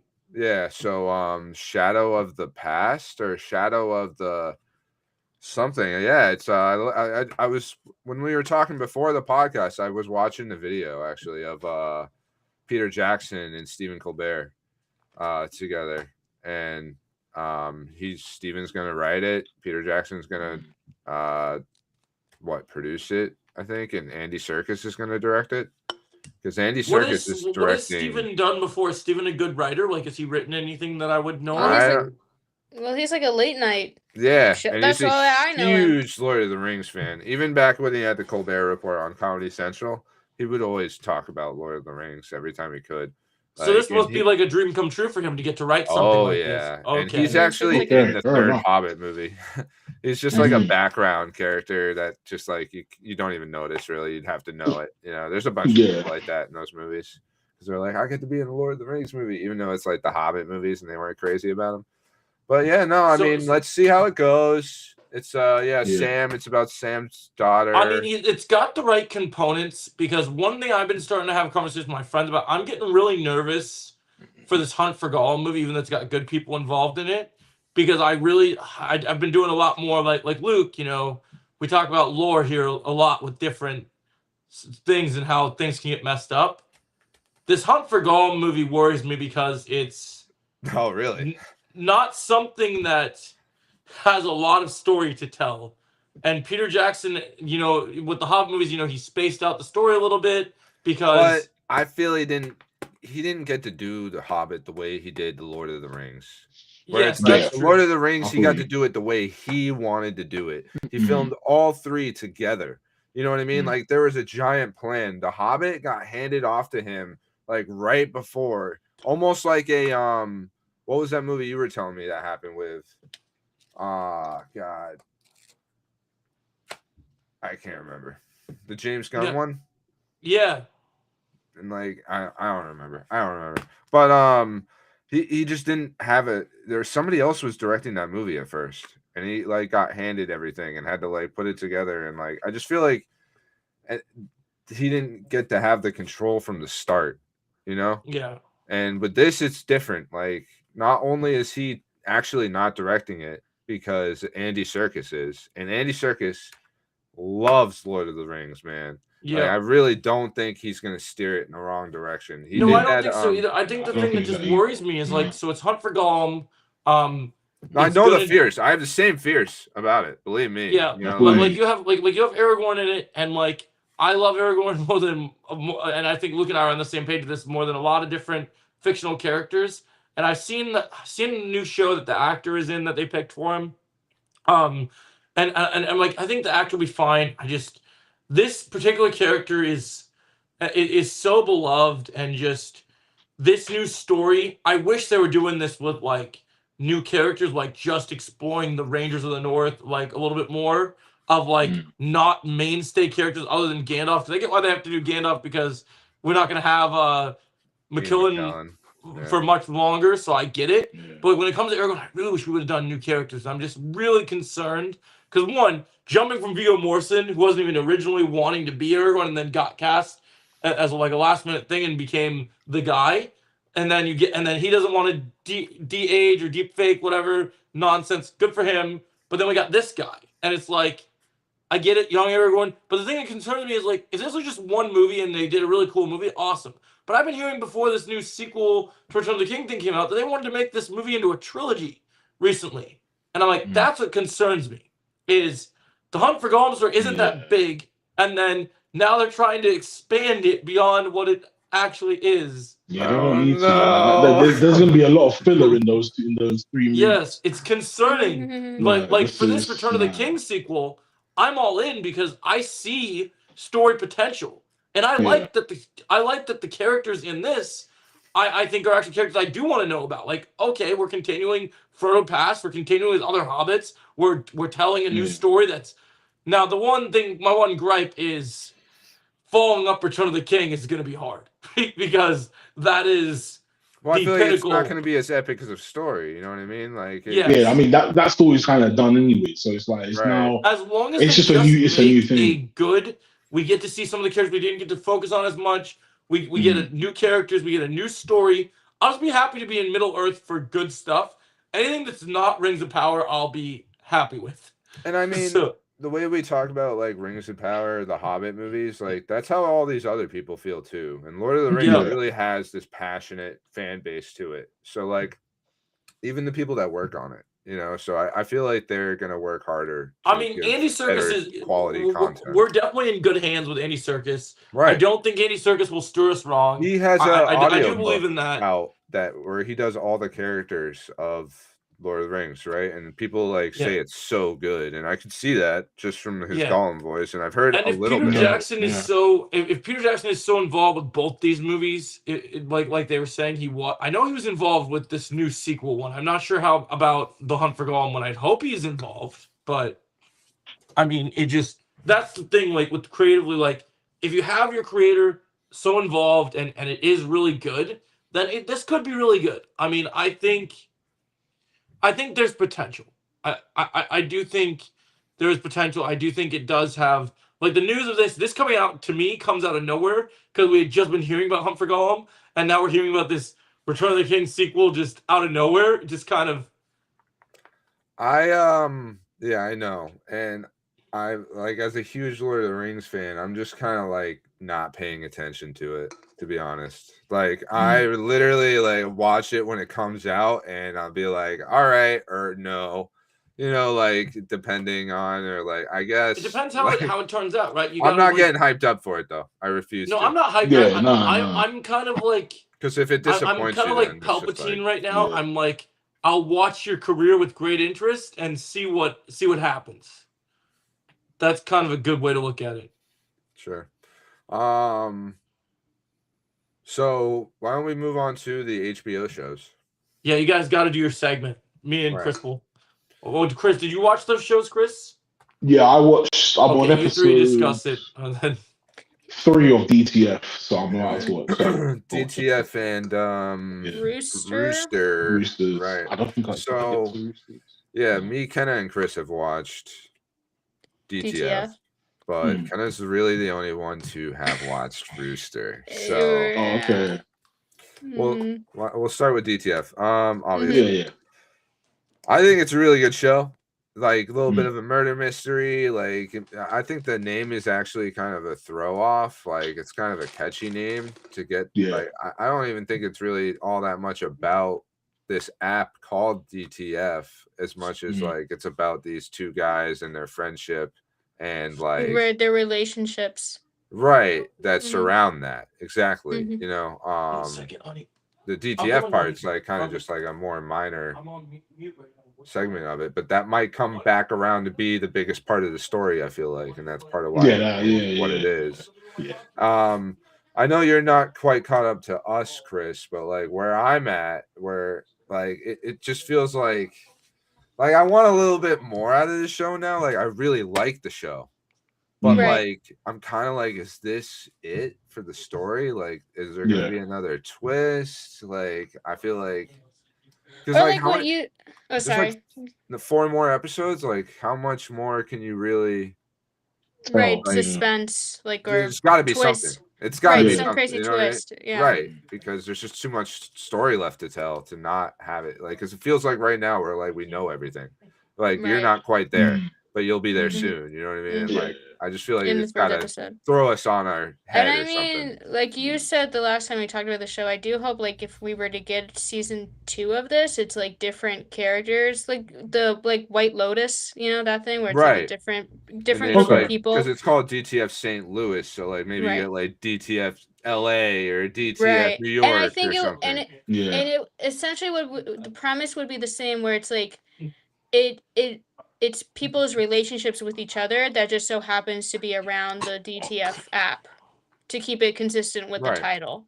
Yeah. And And maybe I they think do that could be famous really cool. actors like every Right. season. Like I they did mean, David when you got David Harbour Harbour, yep. and Jason Bateman. Maybe you get like, you know, I said Timothy Olyphant for season 2. I could see that, you know. I do know when I looked up the cast of the show, it said Pedro Pascal's in it, but he has yet to show up. Oh, So I'm that's funny. very curious. Wow, that's I'm weird. very Okay. curious of who he's gonna play. Or you know what? It could be wrong. What I looked up, it could Yeah, be wrong. He never maybe. shows up, but you know that's very possible. But I'm like, yeah, I think there's some. I like how weird it is. Like, but it's like weird, but it's not in your face. It's like Is this very. Rooster we're talking about, or is this? No, we're DTF. talking about DTF. DTF. It's like.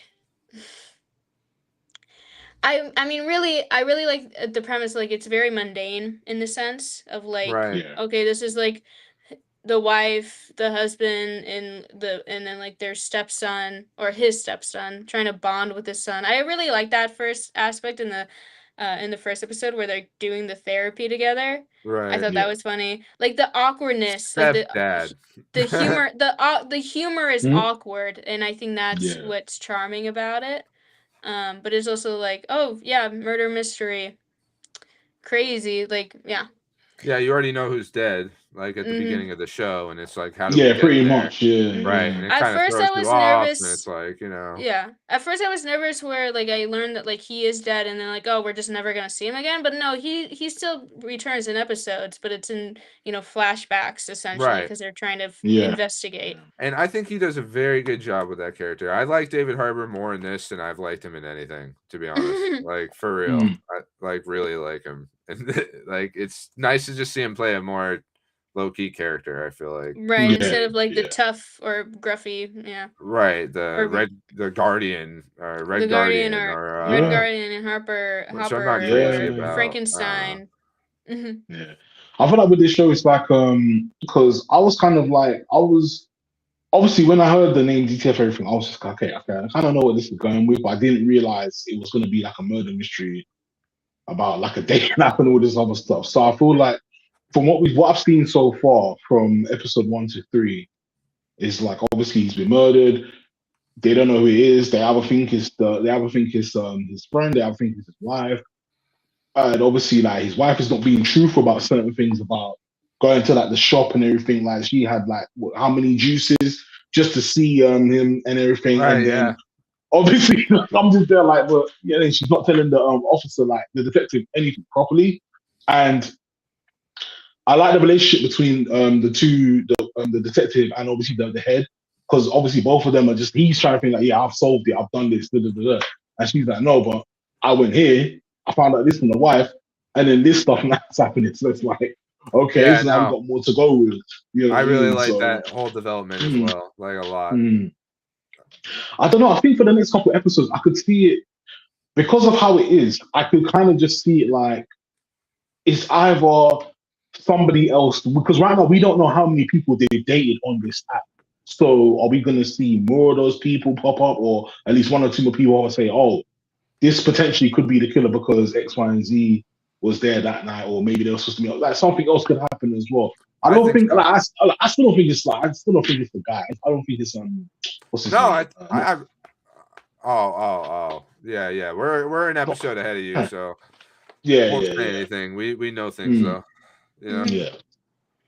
But, DTF is a pretty good show. I'm gonna I look feel up like. how many episodes there are because I'm curious how much longer. Yeah, I think I looked up. It was about 8 or 9. I think I was they just said gonna it was like say a mini 8. That series. seems to be So, the yeah. most. That's Usually, the yeah, 8 consistency is for very every show. common. Yeah, There's it's 7. like a mini series. 8 7. episodes, Okay. just longer episodes. 7 So, episodes. I mean, yeah, each 7 episode's like 40 Okay. minutes.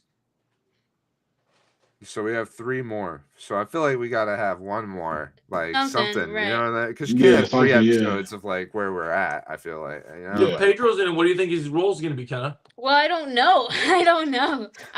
If he is in it, he definitely. I mean, like what Chris said, maybe one of the other guys on the app trying to hook up. Tiger's real. Yeah. Yeah, thanks. That's for real. So that could be. That's what is possible.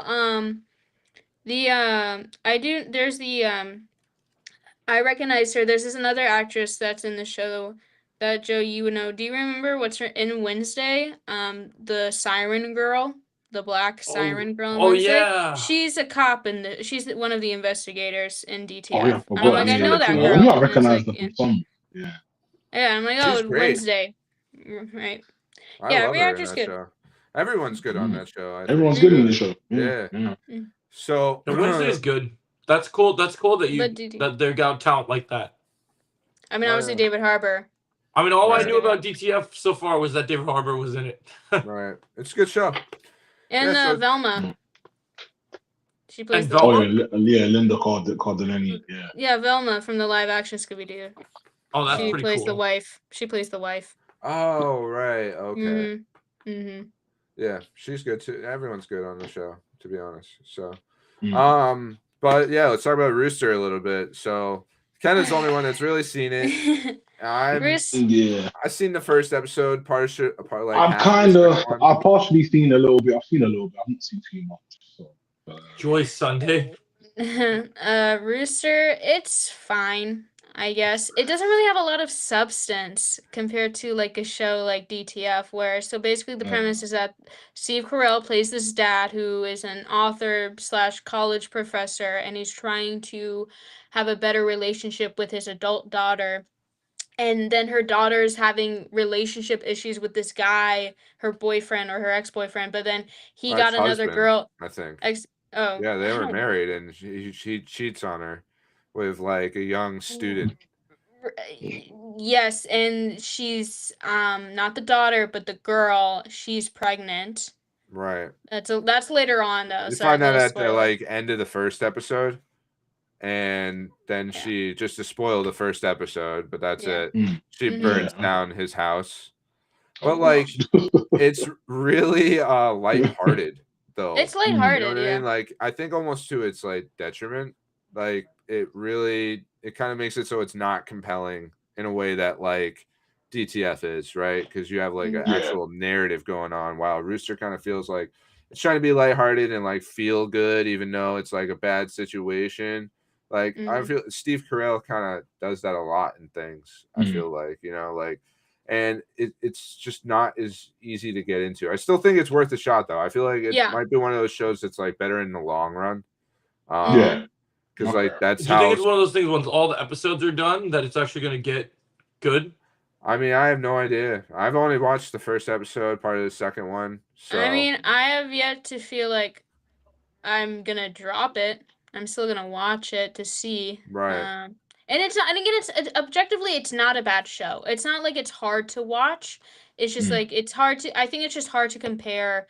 Like Luke said, compared to DTF, which is like a very specific narrative story, where like okay, a murder mystery, right? And then you have a lighthearted like dad and daughter relationship at college going on. Yeah, that makes sense. I see that. So I don't know. I feel like it won't be bad, but it won't be like stand It's out. not amazing, yeah. Right. Yeah. Okay. So Fair enough. yeah, something to watch. Yeah, something to put on in the background. Really? Right. I did that with the first episode. I was kind of doing something, but I was like still watching it. When you're editing, that's a good thing to throw on. Yeah. Yeah. I get I would that. say That's so. fair. Okay. But yeah, that's Rooster. That's that's all I can really say about Rooster. I Right. like the intro. Cockadoodle doo. Yeah, actually there is a Rooster joke like that, I think. I'm in the later excited. episode. I was gonna give the boys a little shout out. We got that coming up real soon here, April 8th, I believe. So Yeah. Wow, so we're coming up really close. yes. Ah! Oh Real yeah. close, April Can you is believe? superhero month. Can you believe like, we're about to 3 get to a shows. point where April's gonna be crazy because Yeah. April we're gonna literally be watching Daredevil, The Boys, Spider-Man Invincible. Noir comes out. Oh, that's May. Sorry, but Yeah, The but Boys. they'll all be on in May still. That's the thing. Yeah, like yeah, at The least Boys, first Yeah. 2 weeks of Daredevil. May. I you think know? Daredevil goes until May 5th, so there's that, which Okay. is pretty cool. But we also got But then the Maul Punisher thing starting is right in- after that. So Maul starting in April as well. So you got Maul. We're talking about Maul, Shadow Lord, Daredevil, The Boys, Oh my goodness. Invincible. Oh my goodness That's gracious. crazy. Yeah, true. Yeah, it's a gonna be a lot. that's gonna Yeah. be cool though. I'm Yeah, pumped. definitely.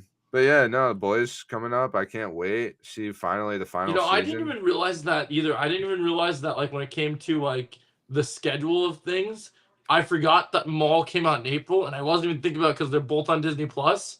I wasn't even thinking about how tricky of a schedule that is for them. Like, imagine having Daredevil and Maul compete against each other. That's got to be kind of wild. I mean, feel like either they'll way they'll feed make into each money other. because it's from Disney, both of Yeah. them. So People will they'll be make like, Yeah. "Oh my god, a good Marvel show and a good Star Wars show." Like people will be pumped. Bro, I mean, people yeah. are eating Yeah, good at no, that. for If real, Maul is definitely. anywhere to Right. the quality of Daredevil in like an animated like terms, I think we're gonna be in some good stuff. People are already gonna be like Dave Filoni.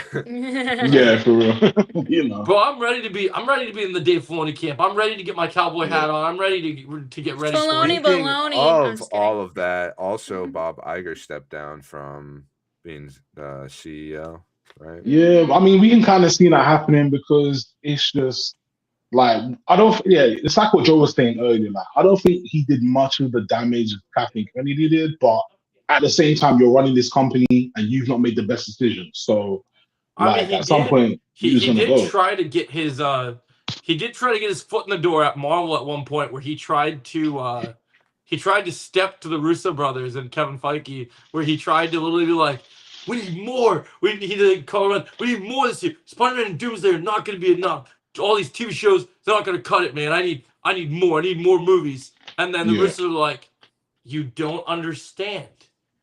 We're gonna be eating good. We're making something that you're gonna love.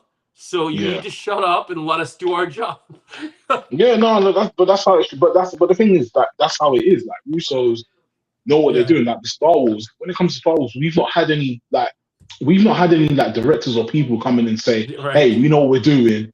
This is what it's going to be. If you don't like it, that's fine. But we're going to do it our way because this is what we know.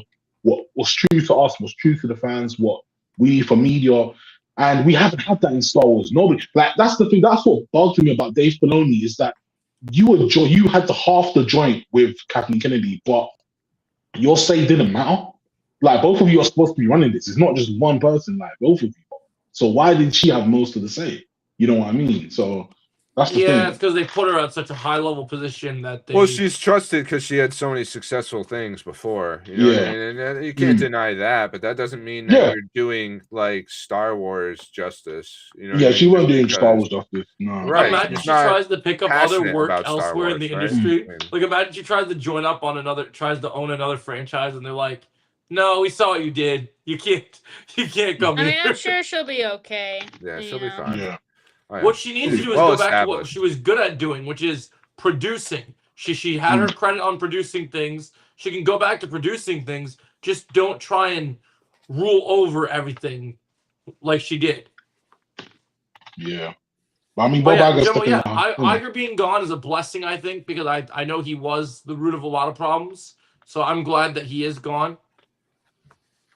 I never heard anyone say anything nice about Bob Iger. I can't think of a single person. Nah, who not was really. like, Not really. Bob Iger is gone. I'm sad. No, Bob Iger gone. I'm happy. Well, he did do Glad. a lot of good things when he was first there, and when he Yeah. came back, he really he picked up during a shit show era of everything. You know what I mean? He came back like the Kingpin. He's like, yeah, Mickey Mouse and a little bit of Frozen 3 and Toy Story 5. Well, Frozen 4 and 5 is gonna happen soon. Oh, and live action Moana and another Could you live imagine? I'm action. starting to get good at that. Yeah, I'm Cinderella. starting to get live Yeah, we action forgot about those, Moana. innit? Performance. Yeah. It's kind of crazy. Mm. How good was that trailer? Wait, what trailer for what? The live action Moana. Oh, poop from a butt. But Kenna, you're welcome. Poop from a butt. Poop from a butt. That's how bad it is. Can't even. Yeah, that- can't. I don't know, man. Again, Disney are doing the same mistake they were doing for the last couple of years. Is these live action stuff that's already happening. It's like, Well, you know what's What's interesting the- about these live action remakes? I saw an article, I don't know if Kenna's aware of this. I saw an article that Disney, even though they're putting out crap like Moana, they're still making Disney live action films that are actually having promising story. I read something that's getting kind of completely swept under the rug today, that there's going to be a movie about the Cinderella stepsisters. Okay, I brought that up earlier. Yeah. Sorry, been there, done that. They did that with Cinderella 2 and Cinderella 3, A Twist in Time. We don't need a live action take on the stepsisters about how they're misunderstood and blah blah blah blah blah. That's been done they were before never- in they were animation. never really- I'm It's something going new, to die. something fresh. They canceled the Nah. Tiana TV show for this. nah, for I'm that, yeah. so That's silly. Like, the stepsisters were never misunderstood. They were who were they supposed to be. right. But they And were well, here's my thing: is like ugly in Cinderella 2, in Cinderella, and it's what kills me is like. It's not just the two stepsisters that they have already done. They just specifically did the one stepsister, Anastasia, the redhead, where in Cinderella 2, she's like, she falls in love with a baker and Cinderella helps her be with the guy. And then Cinderella 3, A Twist in Time, where like it's the whole plot is that the stepmother steals the wand from fairy godmother and goes back in time to make it Anastasia be the one she danced with the prince, like basically memory swiped everyone. Right. And then Yeah. Anastasia at the end was like, no, this isn't right, I'm not the one you want, you want Cinderella. Like twice Anastasia was given like a redemption thing for like we don't need it in live action. And also the live action Cinderella from 2015, that was good. That was a good Yeah, I live mean, I just action. thought That it was I just thought it fine. was nice that it wasn't another live action remake of something we've already seen. Like, I But like it that. is though, because Cinderella 2 and Cinderella 3, A Twist in Time. If it's about the stepsisters, it's been done before.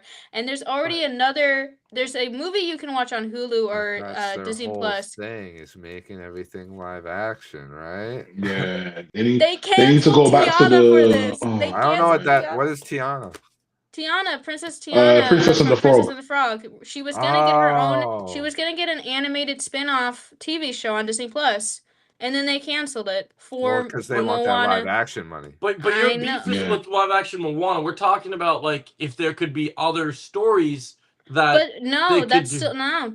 No, I think shutting that down. I'm with Ken now. I'll move Ken on this point about Disney because I'm not gonna lie. Like where they excelled was the CGI animated stuff. Like that's what they've excelled at. Live Yeah. action only works for a certain amount of films, but Mhm. After I Right. saw Milan, after I saw flipping, I was like, yeah, I'm done. Well, Decent. why And aren't they also, doing again, it's Where are we stories that going here? people actually want Like, to you know. see? Like, why are we not getting the Black But here's the thing: Cauldron? nobody Why are wants we to not see a getting story. Nobody wants to see a story about the stepsisters because that's been done before. Not just Disney, right. but like there was a movie called I think called Ugly Stepsister, which actually Oh that was yeah, yeah, good. yeah. That That was was good. I decent. Yeah. recommend that movie. But Right. still, that's been done before. There's another show, another animated They movie don't on care. Netflix where they did the whole it's the stepsisters that are really the good guys and Cinderella's bad. That's been done before on YouTube. Like the stepsister trying to retell the story about the stepsisters from Cinderella has been done like 20 Right. times already. Why do they So keep going back to it then if it's so? I Well, don't because know Disney because They run out of money. ideas. Yeah. They've run out of Right. ideas, man. But They've what run out, but about they well, they don't want to run out admit. of like I'm saying, like ideas. what about why are we not getting things that like if you want to make remakes or you want to do new versions of things that people do like, why are we not focusing on things like whatever happened to there was some report that we're doing a live action Atlantis. Whatever happened to Atlantis? Yeah, that I We heard the started live hearing action we Hercules. started hearing Like I about don't know what's Well, going there's on over live there. action Tangled, that's happening. And here's my thing is like if when you what people I think people wouldn't have such a the reason why like Cinderella live action gets praised for so much for Yeah. being a decent adaptation is not Mm. just because of how it handles the story, but just the way it looks. It looks like what a fairy tale should look like in yeah. live Yeah. action. And after that, especially very prevalent in Moana, where everything's so dull and like gray looking when it's supposed to be a movie about like, the ocean, Colorful like it should stuff. be Yeah. summer Yeah. bright, Yeah. like that Yeah. should be the vibe. Like Aladdin was incredibly dark for the magic carpet ride sequence when that should be like glittery Yeah, stars, that little should be romantic, like right. yeah. And like fucking look at the Lion King like live Yeah, Lion action, King was dull. Like, with The I mean, problem that's is the the like thing. I feel people like when it that comes to they're live giving these action, projects to people that don't understand the source material, and it's just infuriating. well, and also here's the thing though.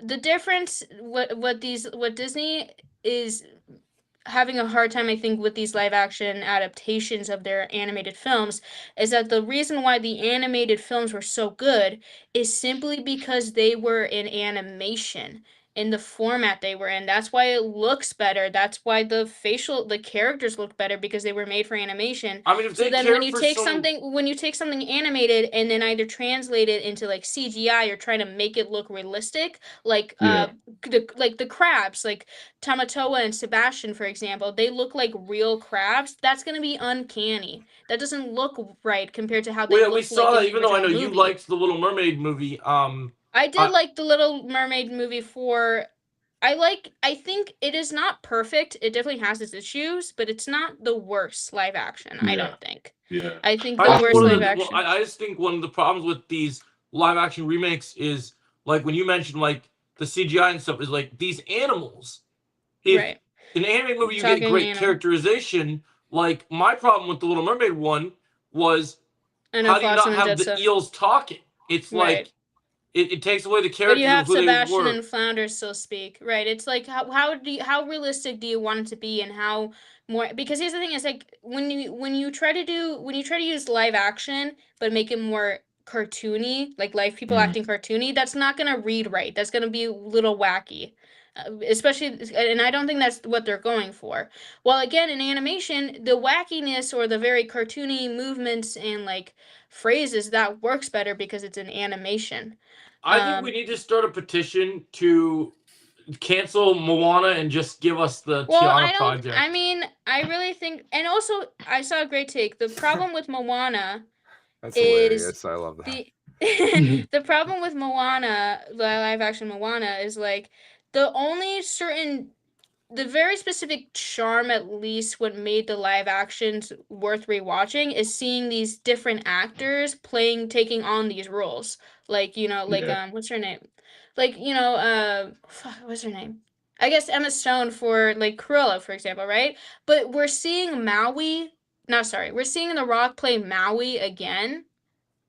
Why? Why would you want to see that when you could just hear his voice in a way And better like I told you on the acting phone, in the Yeah. Kevin, original film? Obviously Disney had their reasons That's for what making they this movie. planned. Is This the is what they planned.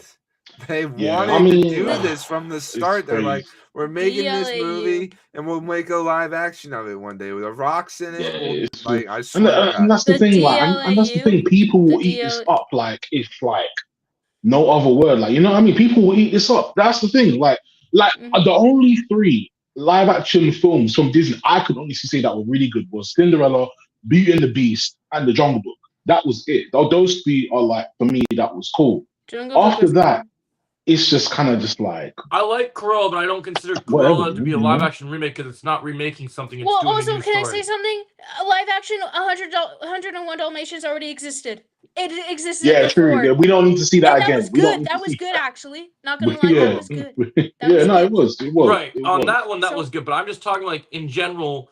That's a new story. I liked that movie because it was a new Right. story. It Well, wasn't Corella. Yeah, trying no, to do definitely, the definitely. Or like remake. Maleficent, I guess. You know, it's not a live action Sleeping Beauty. I it's didn't more like live the action. first movie. I did like the second one. Really? I think I like the first one more I than don't the like second how one. they portrayed King Stefan in the first movie. Well, well, obviously this is more of like, well, it's really Maleficent who's not the bad guy. It's King Stefan who's the bad guy because he Right. he treated her bad. I So just like, I just loved so much in the original Sleeping Beauty how King Stefan was this nice, kind-hearted.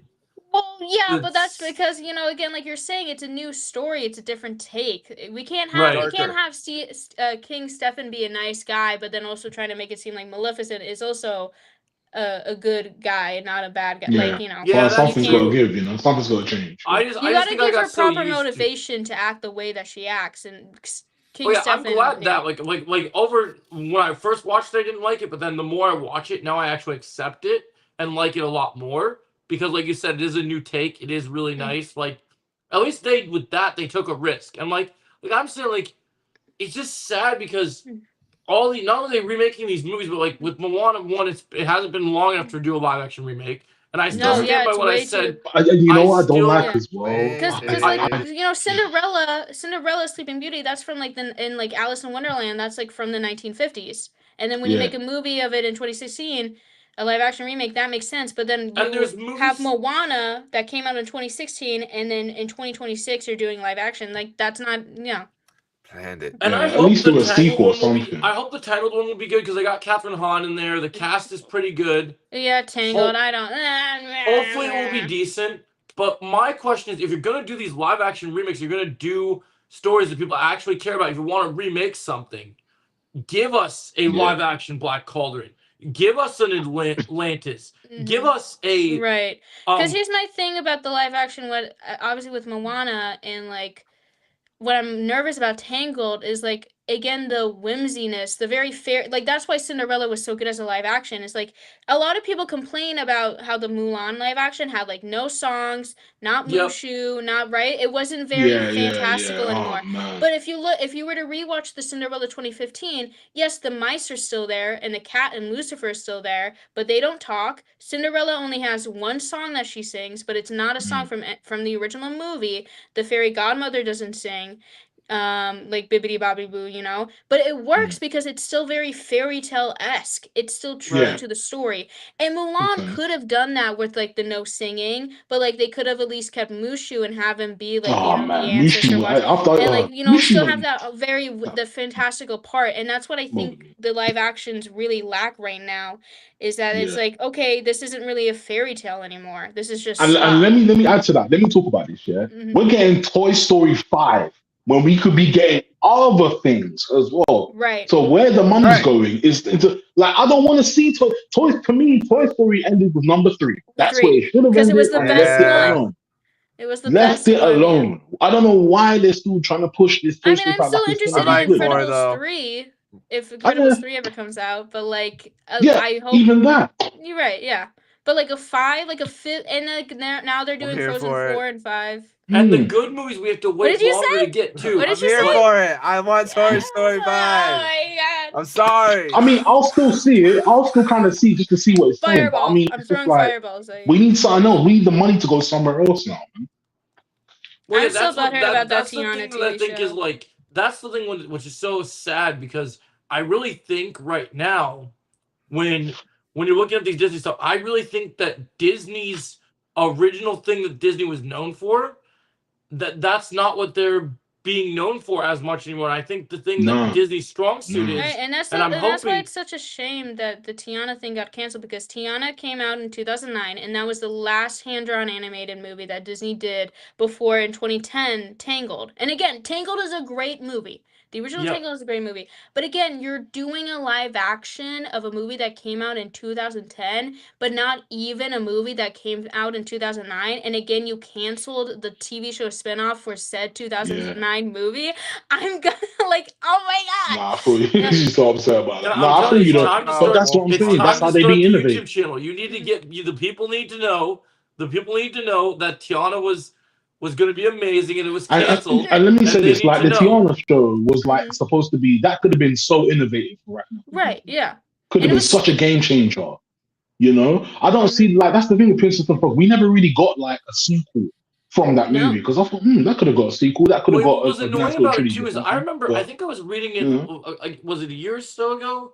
I read something along the lines, because you were talking about the second Moana movie before the live mm, action came out, right? Right, yeah. The second And Moana movie, there that was was gonna be something. originally a TV show, but then Yes. because what movie flopped? They had a movie that flopped. I think it was Elio or something that came out that flopped, and then everyone's like, "Nope, we got to do a Moana too." So they basically the sequel movie of Moana, it's just those episodes sewn together into one movie. And like that's another thing, like what I'm going off of Chris is like Tangled got a spin-off show. Tangled arguably also got a sequel with a short called like yeah, with the wedding of Eugene and Rapunzel. And like Cinderella has a sequel, Little Mermaid has a sequel, Beauty and the Beast has sequels, Aladdin has sequels, Yeah, but I fucking feel even the like Atlantis look have at who sequels. Disney is, where they like push diversity, but they're like full of shit. You know what I mean? Right. Like I feel Lilo yeah, like and nah, Stitch for have real, that sequels. Princess for and real. the Frog even having come out is a miracle. The Right, like yeah. Mm, the fact that they were gonna make a spin-off at all is a miracle. The fact that Right. they But like canceled mm, not it is even a not short, surprising.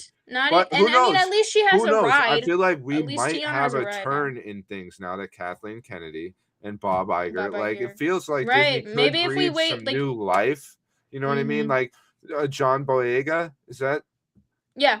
Yeah, With right. Finn. mm. Mhm. Right. They already said he would come back. Like they're getting him back. You know what I mean? It's like as much as the whole Kathleen Kennedy era of like Disney pushed for like inclusivity, like we actually I feel like are seeing it now, because what did they do with Finn in the first place? You know Right, what they I didn't, mean? and And Yeah. also Like I like want just to the way think. that they like treated the actors too from the I mean, this is Star Wars. This has always been a Star Wars problem, but specifically with the Mm. harassment and bullying. But like, look at the actress who played Rose during the sequel trilogy. She had to delete her social like media because Yeah, people yeah. kept People telling her took to it way die. too far, man. Way Right, too far. Like it wasn't her and fault then why it was what it was. You know, just right, right. yeah, man. No, and Well, it I think that's sucked. the sad thing is like, because I think like, and I don't know this for a fact because obviously they've been working on this Moana movie for a while, but like I think now what we're seeing right now, unfortunately, is like you said, like with DC multiple times we talked about this with Marvel, kind of sometimes we got to go through these phases of getting a right. lot Bad of eggs. shit to Right, get it done and it's Mm. out. true. So hopefully what we're witnessing right now is the regime of the Right, end of Bob Iger, and these were the go through the projects that slop of that were on the Moana thing. live Like action, we're gonna and then sit here through Yeah. this hopefully. garbage Actually, overload. I do have some positive news about Disney. I did see that Pixar is making a new original film. I don't remember what the title is. I don't know if that it has been said yet, but apparently it's about two friends who are on an island, and they have to, at the end of the story, they have to wipe their memories of each other away for whatever reason. So That that sounds sounds interesting. interesting. Yeah. So, Okay. Well, I right? mean, and you want to talk about like going through slop. One of the things I was watching a bunch of videos yesterday after we were talking about Daredevil, right? And I watched some of the best YouTubers talking about though after they watched the premiere of Daredevil Born Again. And we had the news about the Punisher special yesterday coming out May 12th, and like they have a title for it and stuff. And they're looking at this year, and they're talking about how Marvel right now is about to go through its best run since phase 3, because this year the potential is crazy. Like we went through phase 4. I had a new revised take on Multiverse of Madness, whatever, right? But phase 4, despite little quirks, like I wouldn't say necessarily Multiverse of Madness was a problem anymore, but other things were a problem. We had so much slop that we were given during phase 4 following up Endgame, right? And now look at where we are this year. This year alone, and this is not just MCU, this is Marvel projects in general. This year, we are watching Daredevil now. We started with Wonder Man. Wonder Man was really good. Now we're in Daredevil. Then we're going into Punisher. Then we're going to get into Spider-Man. We're still getting X-Men 97 Season 2 this year. We're still getting Friendly Neighborhood Spider-Man Season 2. And I know you're not a big fan of that, Kenna, but a lot of us are. It's good. And Yeah, and then at the end of that, even though it's not necessarily MCU, it's still Marvel. We're still gonna get right as we head to Spider-Man in July. Before that, we get Spider-Man Noir with Prime. So Marvel content in general, I think we're back because I'm gonna be honest with you guys. I know I've been the James Gunn guy for a long time, but I was talking about this with a couple friends last night and looking at a bunch of videos and writing my script for my Daredevil review, which will drop later today. And one of the things that occurred to me is I finally reached the point. I saw there's plans for what phase 7 of Marvel is with the 2 projects that are planned out. And I've reached the point. Even before Paramount joined, I was struggling with this thought because I liked Superman and I want Batman. I want to see this big potential, right? I've gotten to the point where I think Marvel is gonna continue to be the ship that we knew them to be from phase 1 to phase 3, but better because I think that DC looks like it has promise with Clayface. Hopefully Lantern's good. Hopefully everything's good, but Marvel is who knows where it'll go from there? Yeah, You know, Marvel to with me, this whole I just Paramount have takeover, we have to have see. to throw up my hands and go like, I'm here for Marvel's future more than I am for DC's because DC, there's too many unpredictabilities. Oh, You Paramount Marvel shill. You're the same way, Luke. You can't talk to me. You've been telling me the same thing after watching Multiverse of Madness. That you were the same way. Don't even try that with me. No, but I get it because like Marvel's finally getting that. We're finally getting that run that we need now. I just Star like Wars that isn't there yet we're fully. in safe hands again. Like I like that we're like the way that it's bleeding into everything. We're getting a lot of projects this year, but unlike with what happened during phase 4 where they're just throwing all this stupid homework at us. Yeah. Each one of these projects I'm invested in. I want to watch 97 Season 2 because the thing that came before it was great. I liked Friendly Neighborhood Spider-Man. I want to watch that. Spider-Man Noir looks great. I'm down for 60 minutes of Punisher going absolute ape shit and doing with the Mafia, and Spider-Man looks great just from the trailer. And I think so, and then we're capping off this entire year of all these projects. We still get Doomsday in December, and I read a new article today that another movie moved out of December. I forgot what it was, but another movie today moved out of December because they're scared of Dune and Doomsday. Like they're like, we're not doing this. Yet Dune won't move. And I know Chris is in this chat somewhere, but as a retro lad. Oh, I betrayed you going to Marvel? Oh well, bro. You were supposed to destroy the Sith, not join them. Bro, I'm sorry, Chris. I want DC. I want DC to be really good, but I just don't think it's going to get the chance that we want it to get because now this whole Paramount stuff and just the tables have turned. It just we have to see. Luke and I talked about this. It's the thing that really bothers me. The reason why I'm so concerned about DC is we're entering to the biggest comic storyline in Marvel that's ever existed in the Marvel comics, and DC can't even get Batman. Like what about Batman? Like how many more months are we gonna sit here? Yeah. I keep hearing rumors of Wonder Woman being casted. We don't know nothing about Batman. Like, what about Batman? Oh, Patson's Batman over here. But what about Batman? There's nothing about Batman. There was so much talk about it for a while there. Yeah, for real. Now it's just kind of died down. Alan Richardson, Brandon Squinar, Paul Kelly now is the new one I know about. Anymore. They're just like, I mean, like I said, like with Marvel, Marvel's getting that good run. Star Wars isn't there yet, but after maybe after Mandu and Grogu, we can see something. I feel like because Ken is a big like Disney fan, Disney at its core it's animated Pixar type of Yeah. stuff. So Mhm. yeah, you just unfortunately you just gotta wait until things the stuff that comes out that's really bad. You have to see that first, and then hopefully going forward for the next couple of years, you get to see like a new live action stories, new animated type of stories that Disney are actually putting real effort into because that's Yeah. all you want. Like Like, I I'm think for telling the you, like, last while, I haven't seen really like a good princess story in a while from Disney. Right, And Disney yeah. used to be really good at that. I mean, it But would be now, amazing to get back to, like, I love that we're getting their other IPs back to what we need them to be, but they need to get back to their roots on their original stuff and cool. Pixar's doing a new thing. Okay, we're getting Incredibles 3. Hopefully, it's awesome.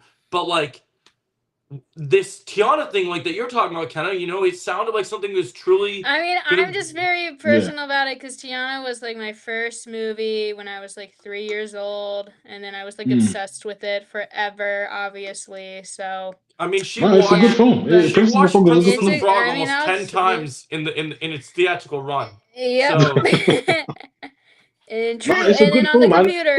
But that's what I'm saying. Like things like that, they can't put on the back end for so long because the people that want it, they still want it, but it's like the money's going somewhere else, and the money Right. yeah, shouldn't have like gone somewhere. It should have my went into hope that. is that they're listening to these things and that like, okay, this really is just this last push from Bob Iger's slop fest that we had Yeah. I hope of it all is. the I really pushing do. on, because he pushed so hard for the last 2 years. More this, more Yeah. that, more live action remakes, more this. Let's get this guy. This guy's gone now. Let's get this shit out and let's move into the next phase. If Marvel's starting to get good and Star Wars is gonna hopefully start to get good, let's get back to the original. Like, let's go back to hand-drawn animation stuff. Let's put a pause on the live action movies and do something original, do something different, and not be focused on this other stuff. Because like in general, I try to give these live action remakes the benefit of the doubt, but they're not turning out that great. And Yeah, nah, when I watch this Moana trailer, I'll watch Moana, but I feel nothing. I don't feel like I need to yeah, it sucks even because though this is a different company, I still have not even watched the live action. I haven't watched the live action How to Train Your Dragon because I'm just like, Yeah. I have the film. yeah, I'm same. good. I'm not bothering. I'm not Right, yeah. bothering with that. Oh, I'm not I also You know what I want to do? I haven't seen either one. I want to watch just the live action one and piss everyone off. okay. Actually, so back to what I was saying, I just found the new original movie. So I was wrong. It's not Pixar. It's actually DreamWorks, and it's from the directors of Puss in Boots: The Last Wish. It's called Forgotten Island. The film Okay. follows two Filipino friends who find themselves stranded in the mystical world of the Forgotten Island of Nakali. They come to find that their only way home might come at an expense of a lifetime of memories and emotions. In theaters, September 25th. So, Okay. I mean, DreamWorks is All doing right. fine. I mean, DreamWorks also has like they're doing Shrek 5, right? Yeah. They also I mean, they have their fair share of, my thing is doing with DreamWorks though, they've been a lot more consistent because right, like Puss in once Boots. like in the early times, once Monsters versus Aliens, and what was that superhero one? Mega Man. Once those two came Megamind out, was good. it, Megamind is it was good. over. Like Disney were really like just like in the back end Prince of of that Egypt. because man, What was another? I do know, and also like Sony Animation is doing well. Obviously, with Spider-Verse and like K-pop Demon Hunters. There's this movie that came out. I didn't get to. I don't think it's in theaters anymore, but I'm sure it'll be streaming soon. Called The Goat, where it's literally a goat playing basketball. But like that got a lot of good reviews, so I want to see that. Like it's not, like live action. The what's it called? The DLAU. Disney live action universe. Right. DLAU. Maybe the hierarchy is about to change with it when it comes Yeah. to The Rock being Maui, but Yeah. I don't Wormed know. his way in it's not. somewhere else. He's like, It's all right, not the doom and hierarchy of the gloom. DLAU is about to change. Oh my god. No, but Cool. What's the next topic? huh? What's our next thing other than All kind right, of ready to speaking burn of Disney Studios remakes. down for? Speaking of remakes, I guess we should talk about Harry Potter. Oh, right. Oh yeah, Harry Potter. Yeah. Yeah. The trailer came What'd you out. guys think? That was some trailer, huh? Oh wow, No, it's a good yeah. trailer. Good I trailer. really like honestly. it when Harry Potter said it's pottering time, and then he Oh, okay. Right? potters. That was pretty great. No, but Yeah, I actually, think- it's fine. It's not a bad trailer. It looked better than I thought. I'm gonna be honest.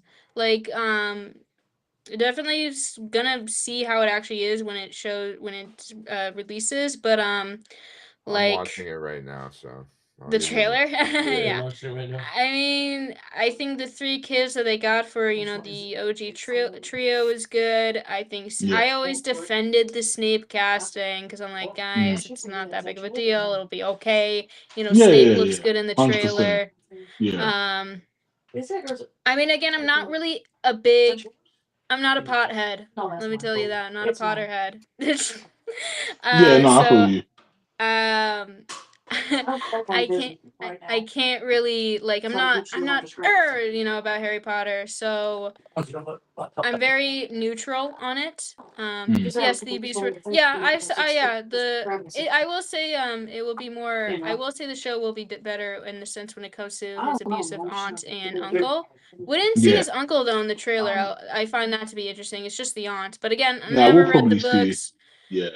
I only watched the movies. I only know I'm just not yeah.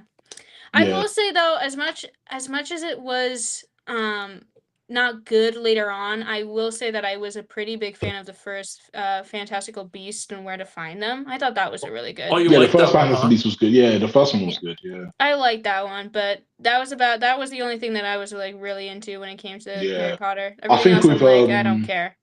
I think with this show, I think with this because I've read the books, I've like watched all the movies and stuff like that.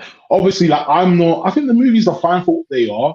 Like I still can go back and watch them and stuff. I know there's some people that are still critical because they've read the books and stuff like that. And me, I'm not really like that because I understand some things have got to get cut, some things have got to get like shown, whatever. So like, for people that haven't really read the books like that, I would say just stick with the movies because once you start reading the books, you're gonna be like, oh man, they missed stuff. This, they missed stuff. That. Like there was a lot of good stuff. And don't get me wrong, there was some really good material that they missed out in the movies and stuff because of the books. But I do feel like now that we've got the show, we can kind of see that being brought to life again or being like actually happening and say, oh, so this is what happened in between like movie 1, movie 2.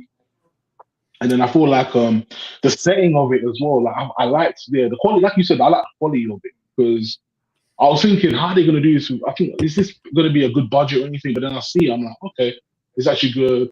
All the actors and actresses actually look their part and sound their part.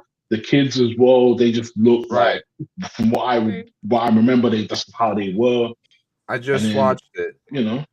0 Ray, out what of do you 10. think? No Mr. Beast. Oh my god.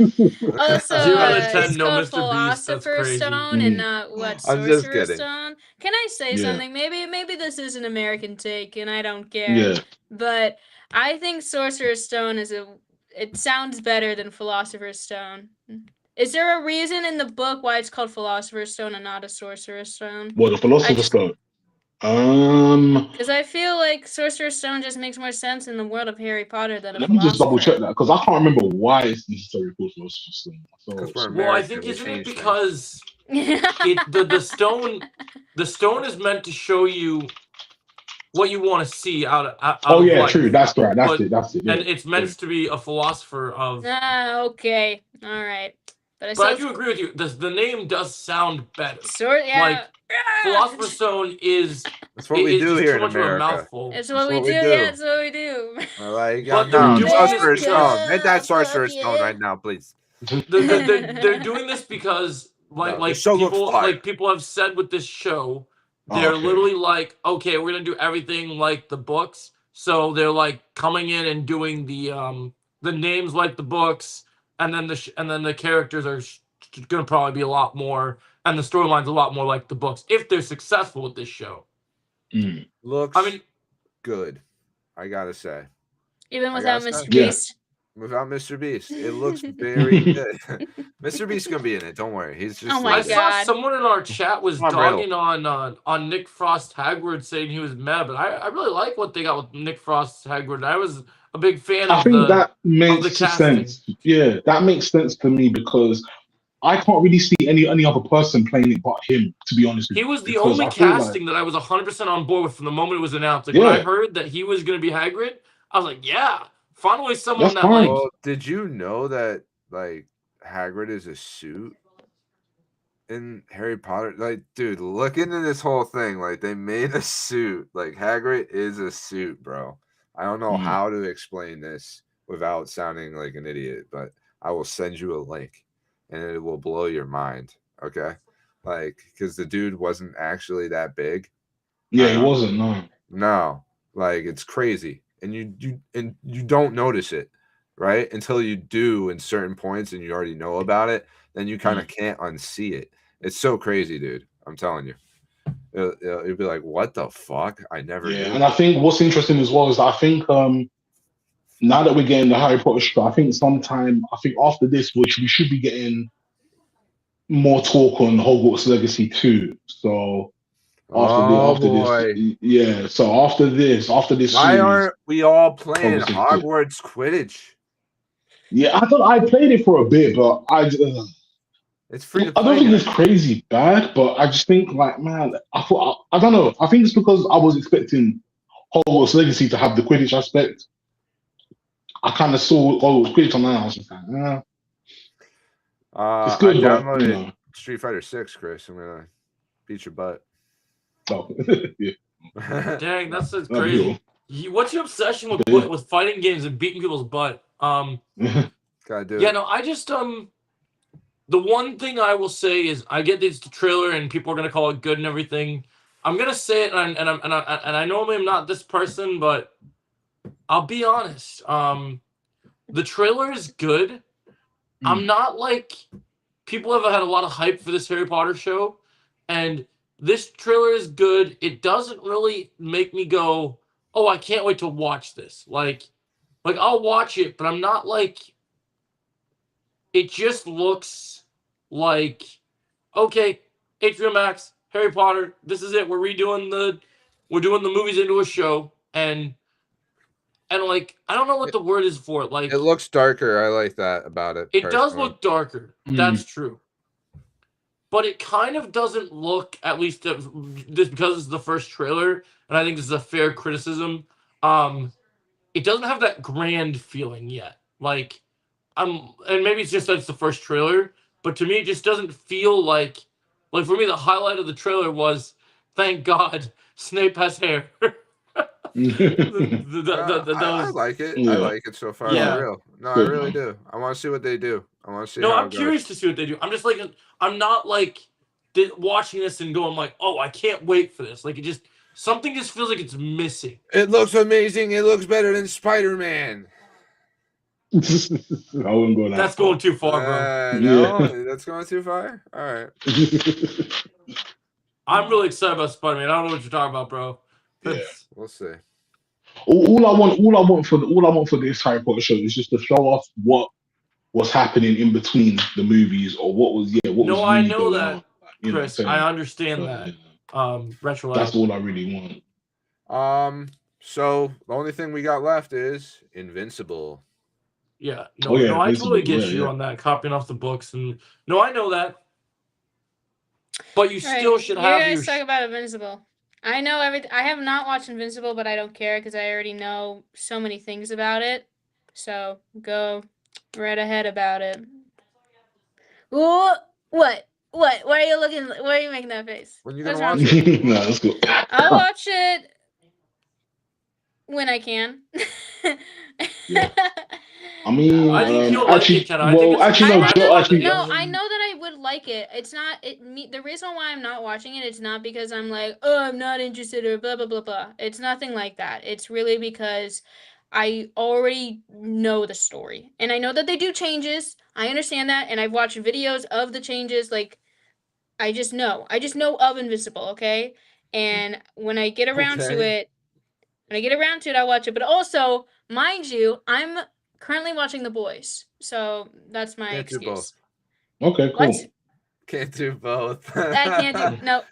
Well, when you're done with The Boys, I think When you I'm should done have with The done Boys, Invincible first, I'll watch Doom Patrol.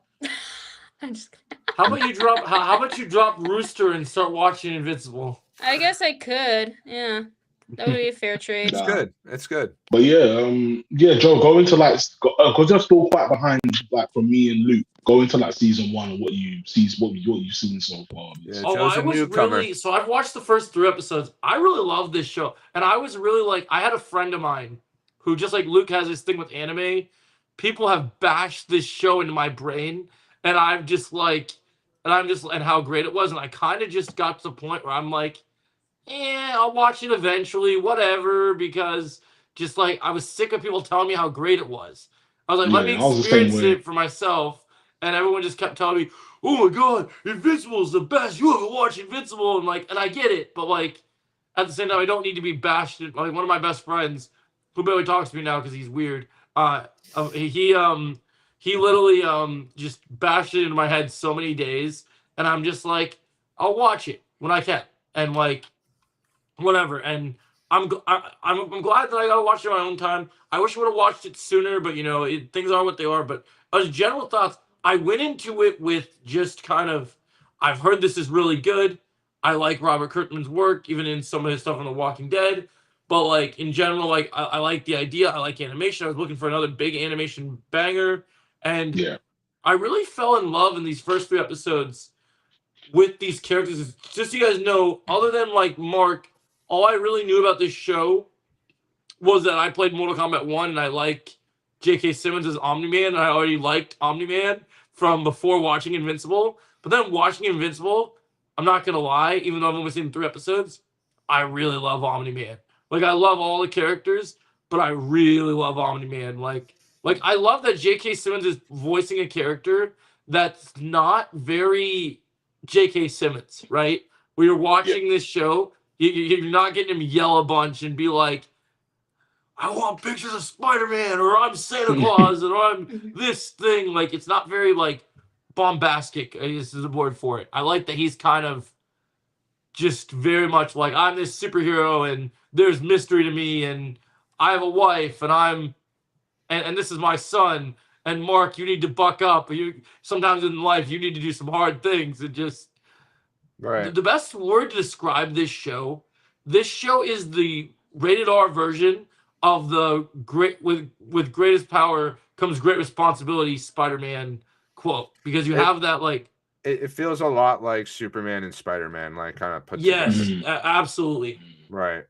No, it does, because it's like the abilities of Superman. He's like basically a Kryptonian, but he's a Viltrumite. I'll say this: know? the ending premiere, more than any other animated or just shows in general. We talk about getting hooked on cliffhangers at the end of the first episode of Daredevil. Bro, I'm not gonna lie. When I saw what happened to some of the other heroes at the end of the first episode for the premiere, I I love was that like, one. holy shit, I did not expect that. And No, it's such a good ending. I It was hooks you right hooked. in. Yeah. No. There's season 1. I think the second episode's the one with the aliens. They come in through the portal. Yeah, I like that episode too. I really like how Right. they establish. I like how they go with different themes too. Like I like how what they did with Eve in the next 2 episodes, like in episode 2 and 3, really impressed me. I really like how she's introduced new, and then like how she connects with Mark and everything, and then I like all the stuff that they have in there. I think it's really cool. The Surprise! alien She thing has is a interesting. boyfriend. Rexplode. Yeah. Oh man. I always Right, I all like that Rex shit. Floyd because I literally was a big fan of the voice actor, because it was the voice Yeah. actor he I know I'm the trying to think guy. how to word I don't this. know his name either, but He's appeared in the John Wick films in a little cameo, and then because he's a pretty well-known actor, and then on Brooklyn Nine-Nine, he's a lot of sitcoms. He was on Brooklyn Nine-Nine as the really crazy guy. right. Oh yeah. And then In the who was league- dating in the league. Rosa. Oh yeah, right. And then he's on, if you guys have seen Big Mouth on Netflix, which concluded, I think, last year, he's this character named Jay that's just like the really perverted, like crazy hyper kid. And like, it's so funny. So like, Yeah, he's and always here so he's crazy. playing that, but as a superhero. So I Right. kind of like that. I really do like some of the thematic themes in this show. The best example of this show reminds me of a non-DC Young Justice with a lot more mature quality to the characters. And not that Young Justice wasn't mature, but like when Young Justice I see what first you was on mean. Cartoon Network and they had to pull back a little bit, this is like the mature version of that before it hit Max and got to go more mature. Where like you get a lot of the stuff like you're focused on these young characters, but then you get some of the older characters, and like there's a good blend of all the characters and how they fit to the story. And like I like how everything's built up. I really like the detective that keeps poking around the demon. Oh my the- god. Yeah. Yeah, I forget his name, man. He's such a minor character. No, but it's funny. I like how he keeps poking around. Like even though he's a minor character, he keeps getting No, in I think people's he ends up faces. being important though. I don't actually know, but I'm pretty sure. Yeah, and I love Yeah. like you talk voice actors. I remember hearing about Seth Rogen's involvement for a while, but I really love Seth Rogen's character when he debuts in the series, and when when Omni-Man is injured and Mark has to go to space to deal with him, and just like how he just was expecting it to be Omni-Man, just like it was so cool. I love that. I love that scene. I think it's in episode 2. It's either episode 2 or episode 3. But when they have to fight the aliens again, and when Omni-Man comes in and just starts whooping on the aliens and has to send them back, that was crazy. I love how they do that.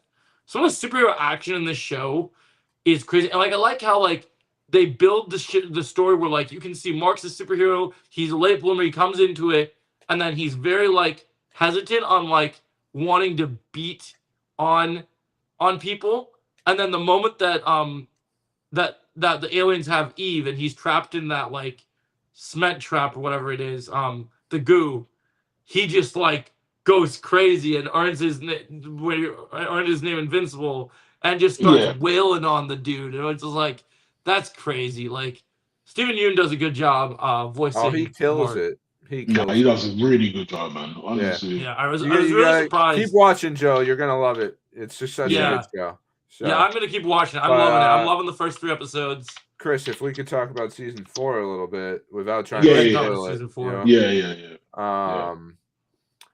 I just like I've been saying that I just really like how dark it is. Like it really feels like it tackles morals in a way that superhero stories don't normally when it comes to like murder specifically, like these giant fights that happen in these cities and like civilians actually dying from it and actually having an impact on the heroes or on the city in general, the people, like Eve's dad, you know what I mean? Like there's some I really like how they actually touch on that kind of stuff, because I feel like a lot of superhero stories, like they just kind of that goes like to the side. Yeah, over the head. Cool. Right. That's why I feel like,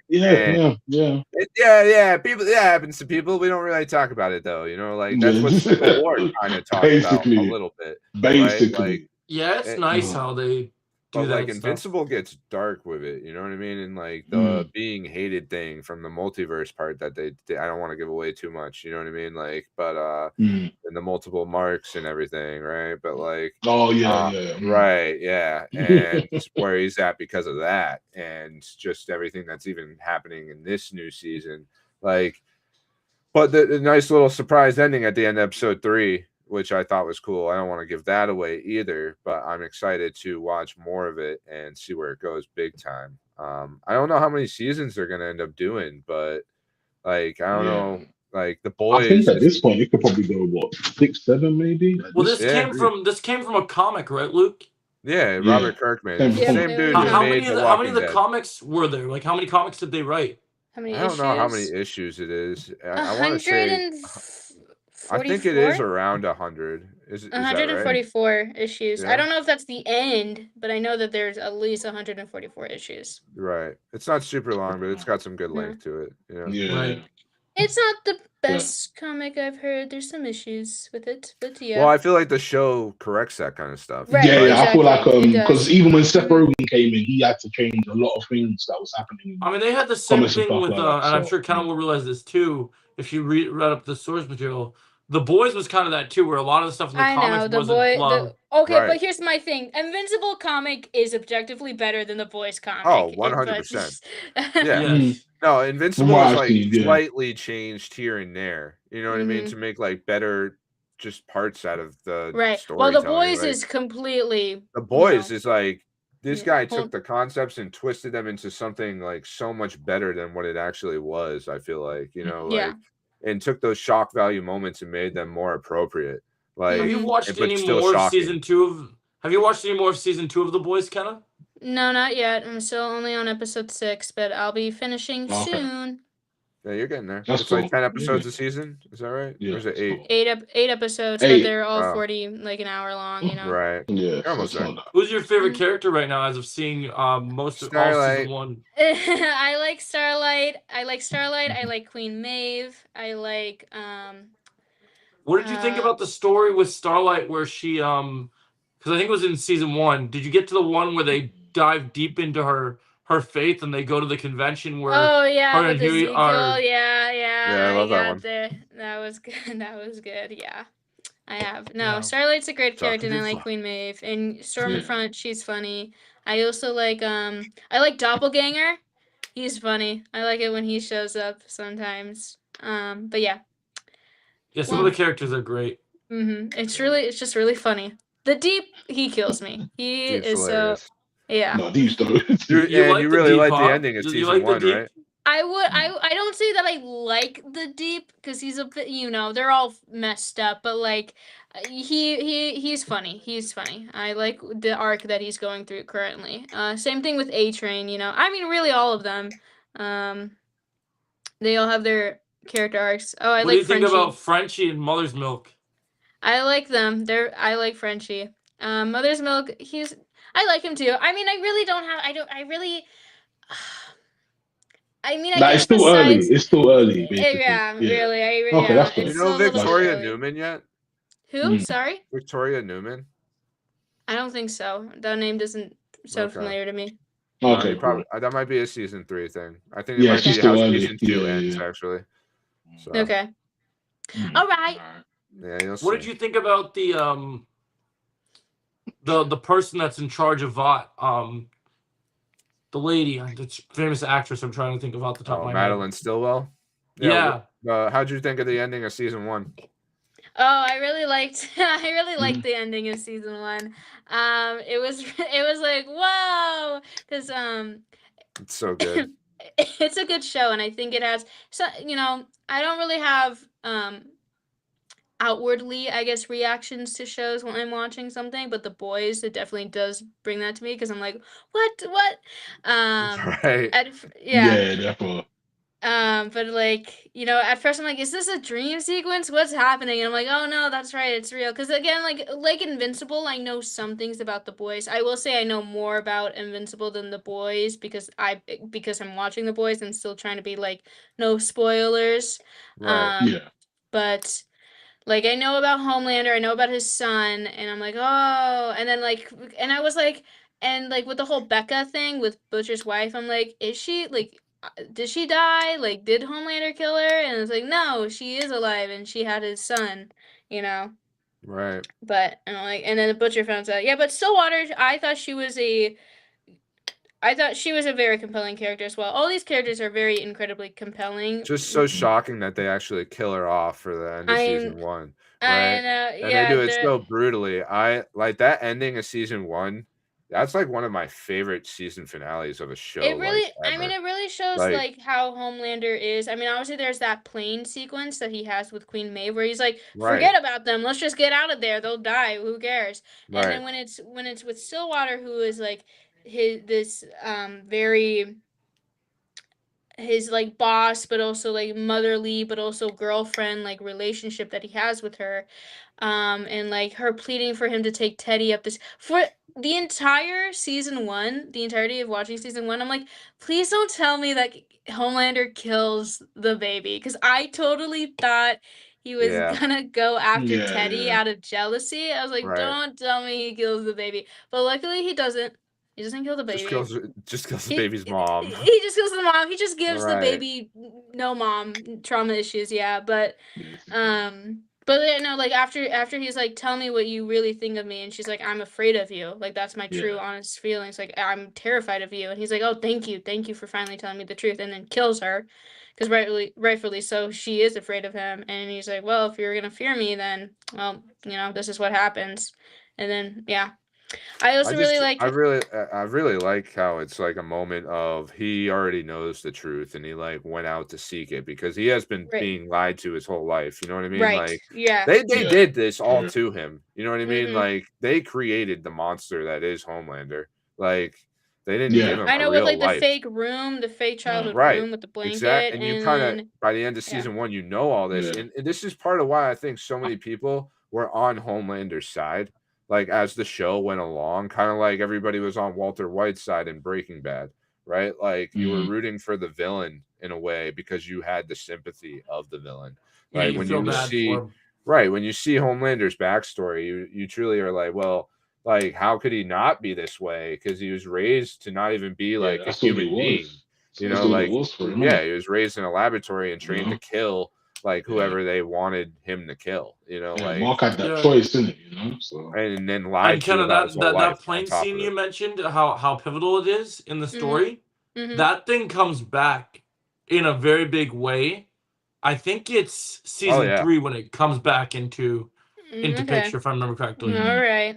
Oh, Like yeah. you That's think a you like tough Maeve contract. now. Maeve's arc gets even better by the time you get to like Well, I mean, Amazing. I like season 3. what I like Maeve, yeah. I also like what she's going through right now with like the girls get it done with her, Starlight, and Stormfront. I figure you'd and like everything. Maeve Yeah, because that was she's a the good boys' place Wonder there, yeah. Woman, so it makes sense that you would literally love Maeve so much.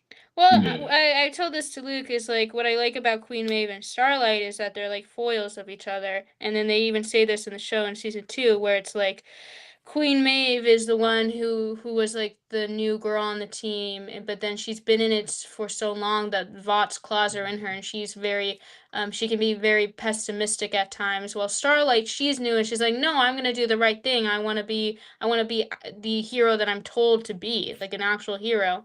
And then later on, Queen Maeve, like they literally have a conversation where Queen Maeve admits that and says, if anyone should be a goody two shoes, it should be you. When like Yeah. they're talking about her auto, like they're just like, I really like them as characters because No, they're they're like great. what they could. They're both the embodiment of like what could have been, of like Right. who. Okay. Right. Yeah, no, fair enough, fair Yeah. enough. Like Queen Maeve could have been like Starlight, or Starlight could have ended up like Queen Maeve if she didn't stand up to Vought. So No, it's good. It's good that Starlight goes to that arc and she does that. I mean, it's I really will good to be say consistent. I will say at the point that I'm at right now, the crazy last moment was when they finally revealed to the world that like Vought was using Compound V. They did that. But then also oh my god, what's her name? Was it, I think it was the FBI lady, the cop lady that not Huey, Butcher was talking to, and then like they were Right. That talking, he and needed a then favor from right, and at the then end of season 1. right, yeah, yeah, and then she did that, and then she finds out that there's soup terrorists from from other countries, Right. but Yeah, then yeah. she's talking to them, and I think she just gets shot, her head explodes or something like that. I think, or like she just gets killed, but I don't know if that's I don't think that's right. maybe I'm not that's not sure her. though. I'm thinking of a No, different no. character, maybe. Somebody's I'm head does explode at one point though. I do know Yeah, that. in season 2. A woman's head explodes while she's Season talking 2. to. Yeah. Yes, this is in season 2. The lady on the Someone's news?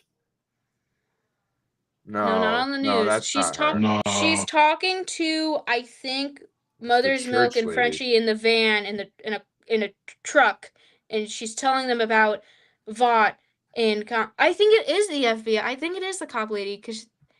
Maybe. Oh no, yeah, it is. It is. Yeah, it is her. I She's the barely one that dies in remember. the yeah, she is because Because she's yeah, telling she them was something talking to them about about Vought and everything. Compound V, and then Yeah, she gets yeah, yeah, yeah. immediately, yeah. I think Yeah, she you'll didn't really see. get That a chance to ties say anything. So yeah. that Mhm. you'll see where all that goes. And honestly, I recommend Gen V if you haven't watched it too. Just Yeah, I'm gonna because No, check I out have Gen not. V. Probably Yeah, will it's watch Gen V after season 4 of The Boys, because then that, yeah. right. Because it all Yeah, connects, yeah. right. And like it's not as good necessarily, but I think it gets really going in season 2. Right, And I yeah. really like the background it builds to things you don't know about Vought in season 2 specifically. I think it's really well done. So it Yeah. surprised me because after season 1, I wasn't like, oh, well, I really want season 2. You know, I was like, Right, oh, but then wow, you they're watch doing a season 2 season and it's 2. like, wow, it's good. I yeah. really liked season 2. I have to say, like for real. So Yeah, one you Gen might V. not be crazy about, but yeah. I'll check it out. And also Diabolical, the animated. Oh yeah, I spin-off. love that. Yeah, I love Diabolical's good. Diabolical. Who? Yeah. And the last episode is actually canon. The other ones are kind of just like stories, I guess, in the world of the boys. Right, but nothing serious. But the right, last episode, because the last episode is about Homelander. It is like his Yeah. first mission. So that's cool. Also, they did do what was really cool is in like episode 4 or something. You get one with Huey, and it's Huey like they animated it to look like the actual comics. So it's Huey like that's bald because he was originally supposed to be like Simon Pegg. He is who he envisioned as Huey when he was writing the story. Garth Ennis. Garth Ennis wrote the boys. He did a lot of Punisher stories too. And when that's why like Simon Pegg was too old to play Huey when they were casting the show. That's why they got Simon Pegg to play his dad. So that's like a little Easter egg for you if you didn't know. Okay, that's cool. And I believe in that, I don't know if it's Simon Pegg that voices him in that episode. It might not be, but it could be. I can't remember that part right. But it's supposed to be like he's supposed to be Russian, I think, too, or something. Like they changed him a bit for the show. But all the changes in the show are so good. I know it works. It works so much better. Yeah, Eric it works so much Kirkby, better. I think is his name that adapted the show. And I literally like whatever he does next, I'm watching it. Period. Like I don't care. He did such a good job with the boys. When you look at the comics, he started off doing Supernatural, which is why he's brought so many people in to from the Supernatural universe. Is it Jason Ankles? I don't know. Jensen Ankles. Yeah, who's Soldier Boy. He's amazing, Soldier Boy. Like wait till you get that's season 3, and he's like a favorite. For sure. I love him in that show. He's my favorite character in the show other than Butcher. Because I'm one of the people that's not that high on Homelander. Like I love Anthony Starr. I think Homelander is great, but I love when Soldier Boy enters in. He gets the best lines in the show. I think this last season should be really fun. You know, I'm really hoping for like big shit every episode. They said anyone can get it. That's what they said. Anyone's gonna it's the end. Pop off and go. So this is it. Like, you know what I mean? So I want to see how it goes down. I don't want any more continuations. Like, show me the end, bro. There was an article where he said something about that it's not gonna have a Game of Thrones ending, which I guess is a good thing.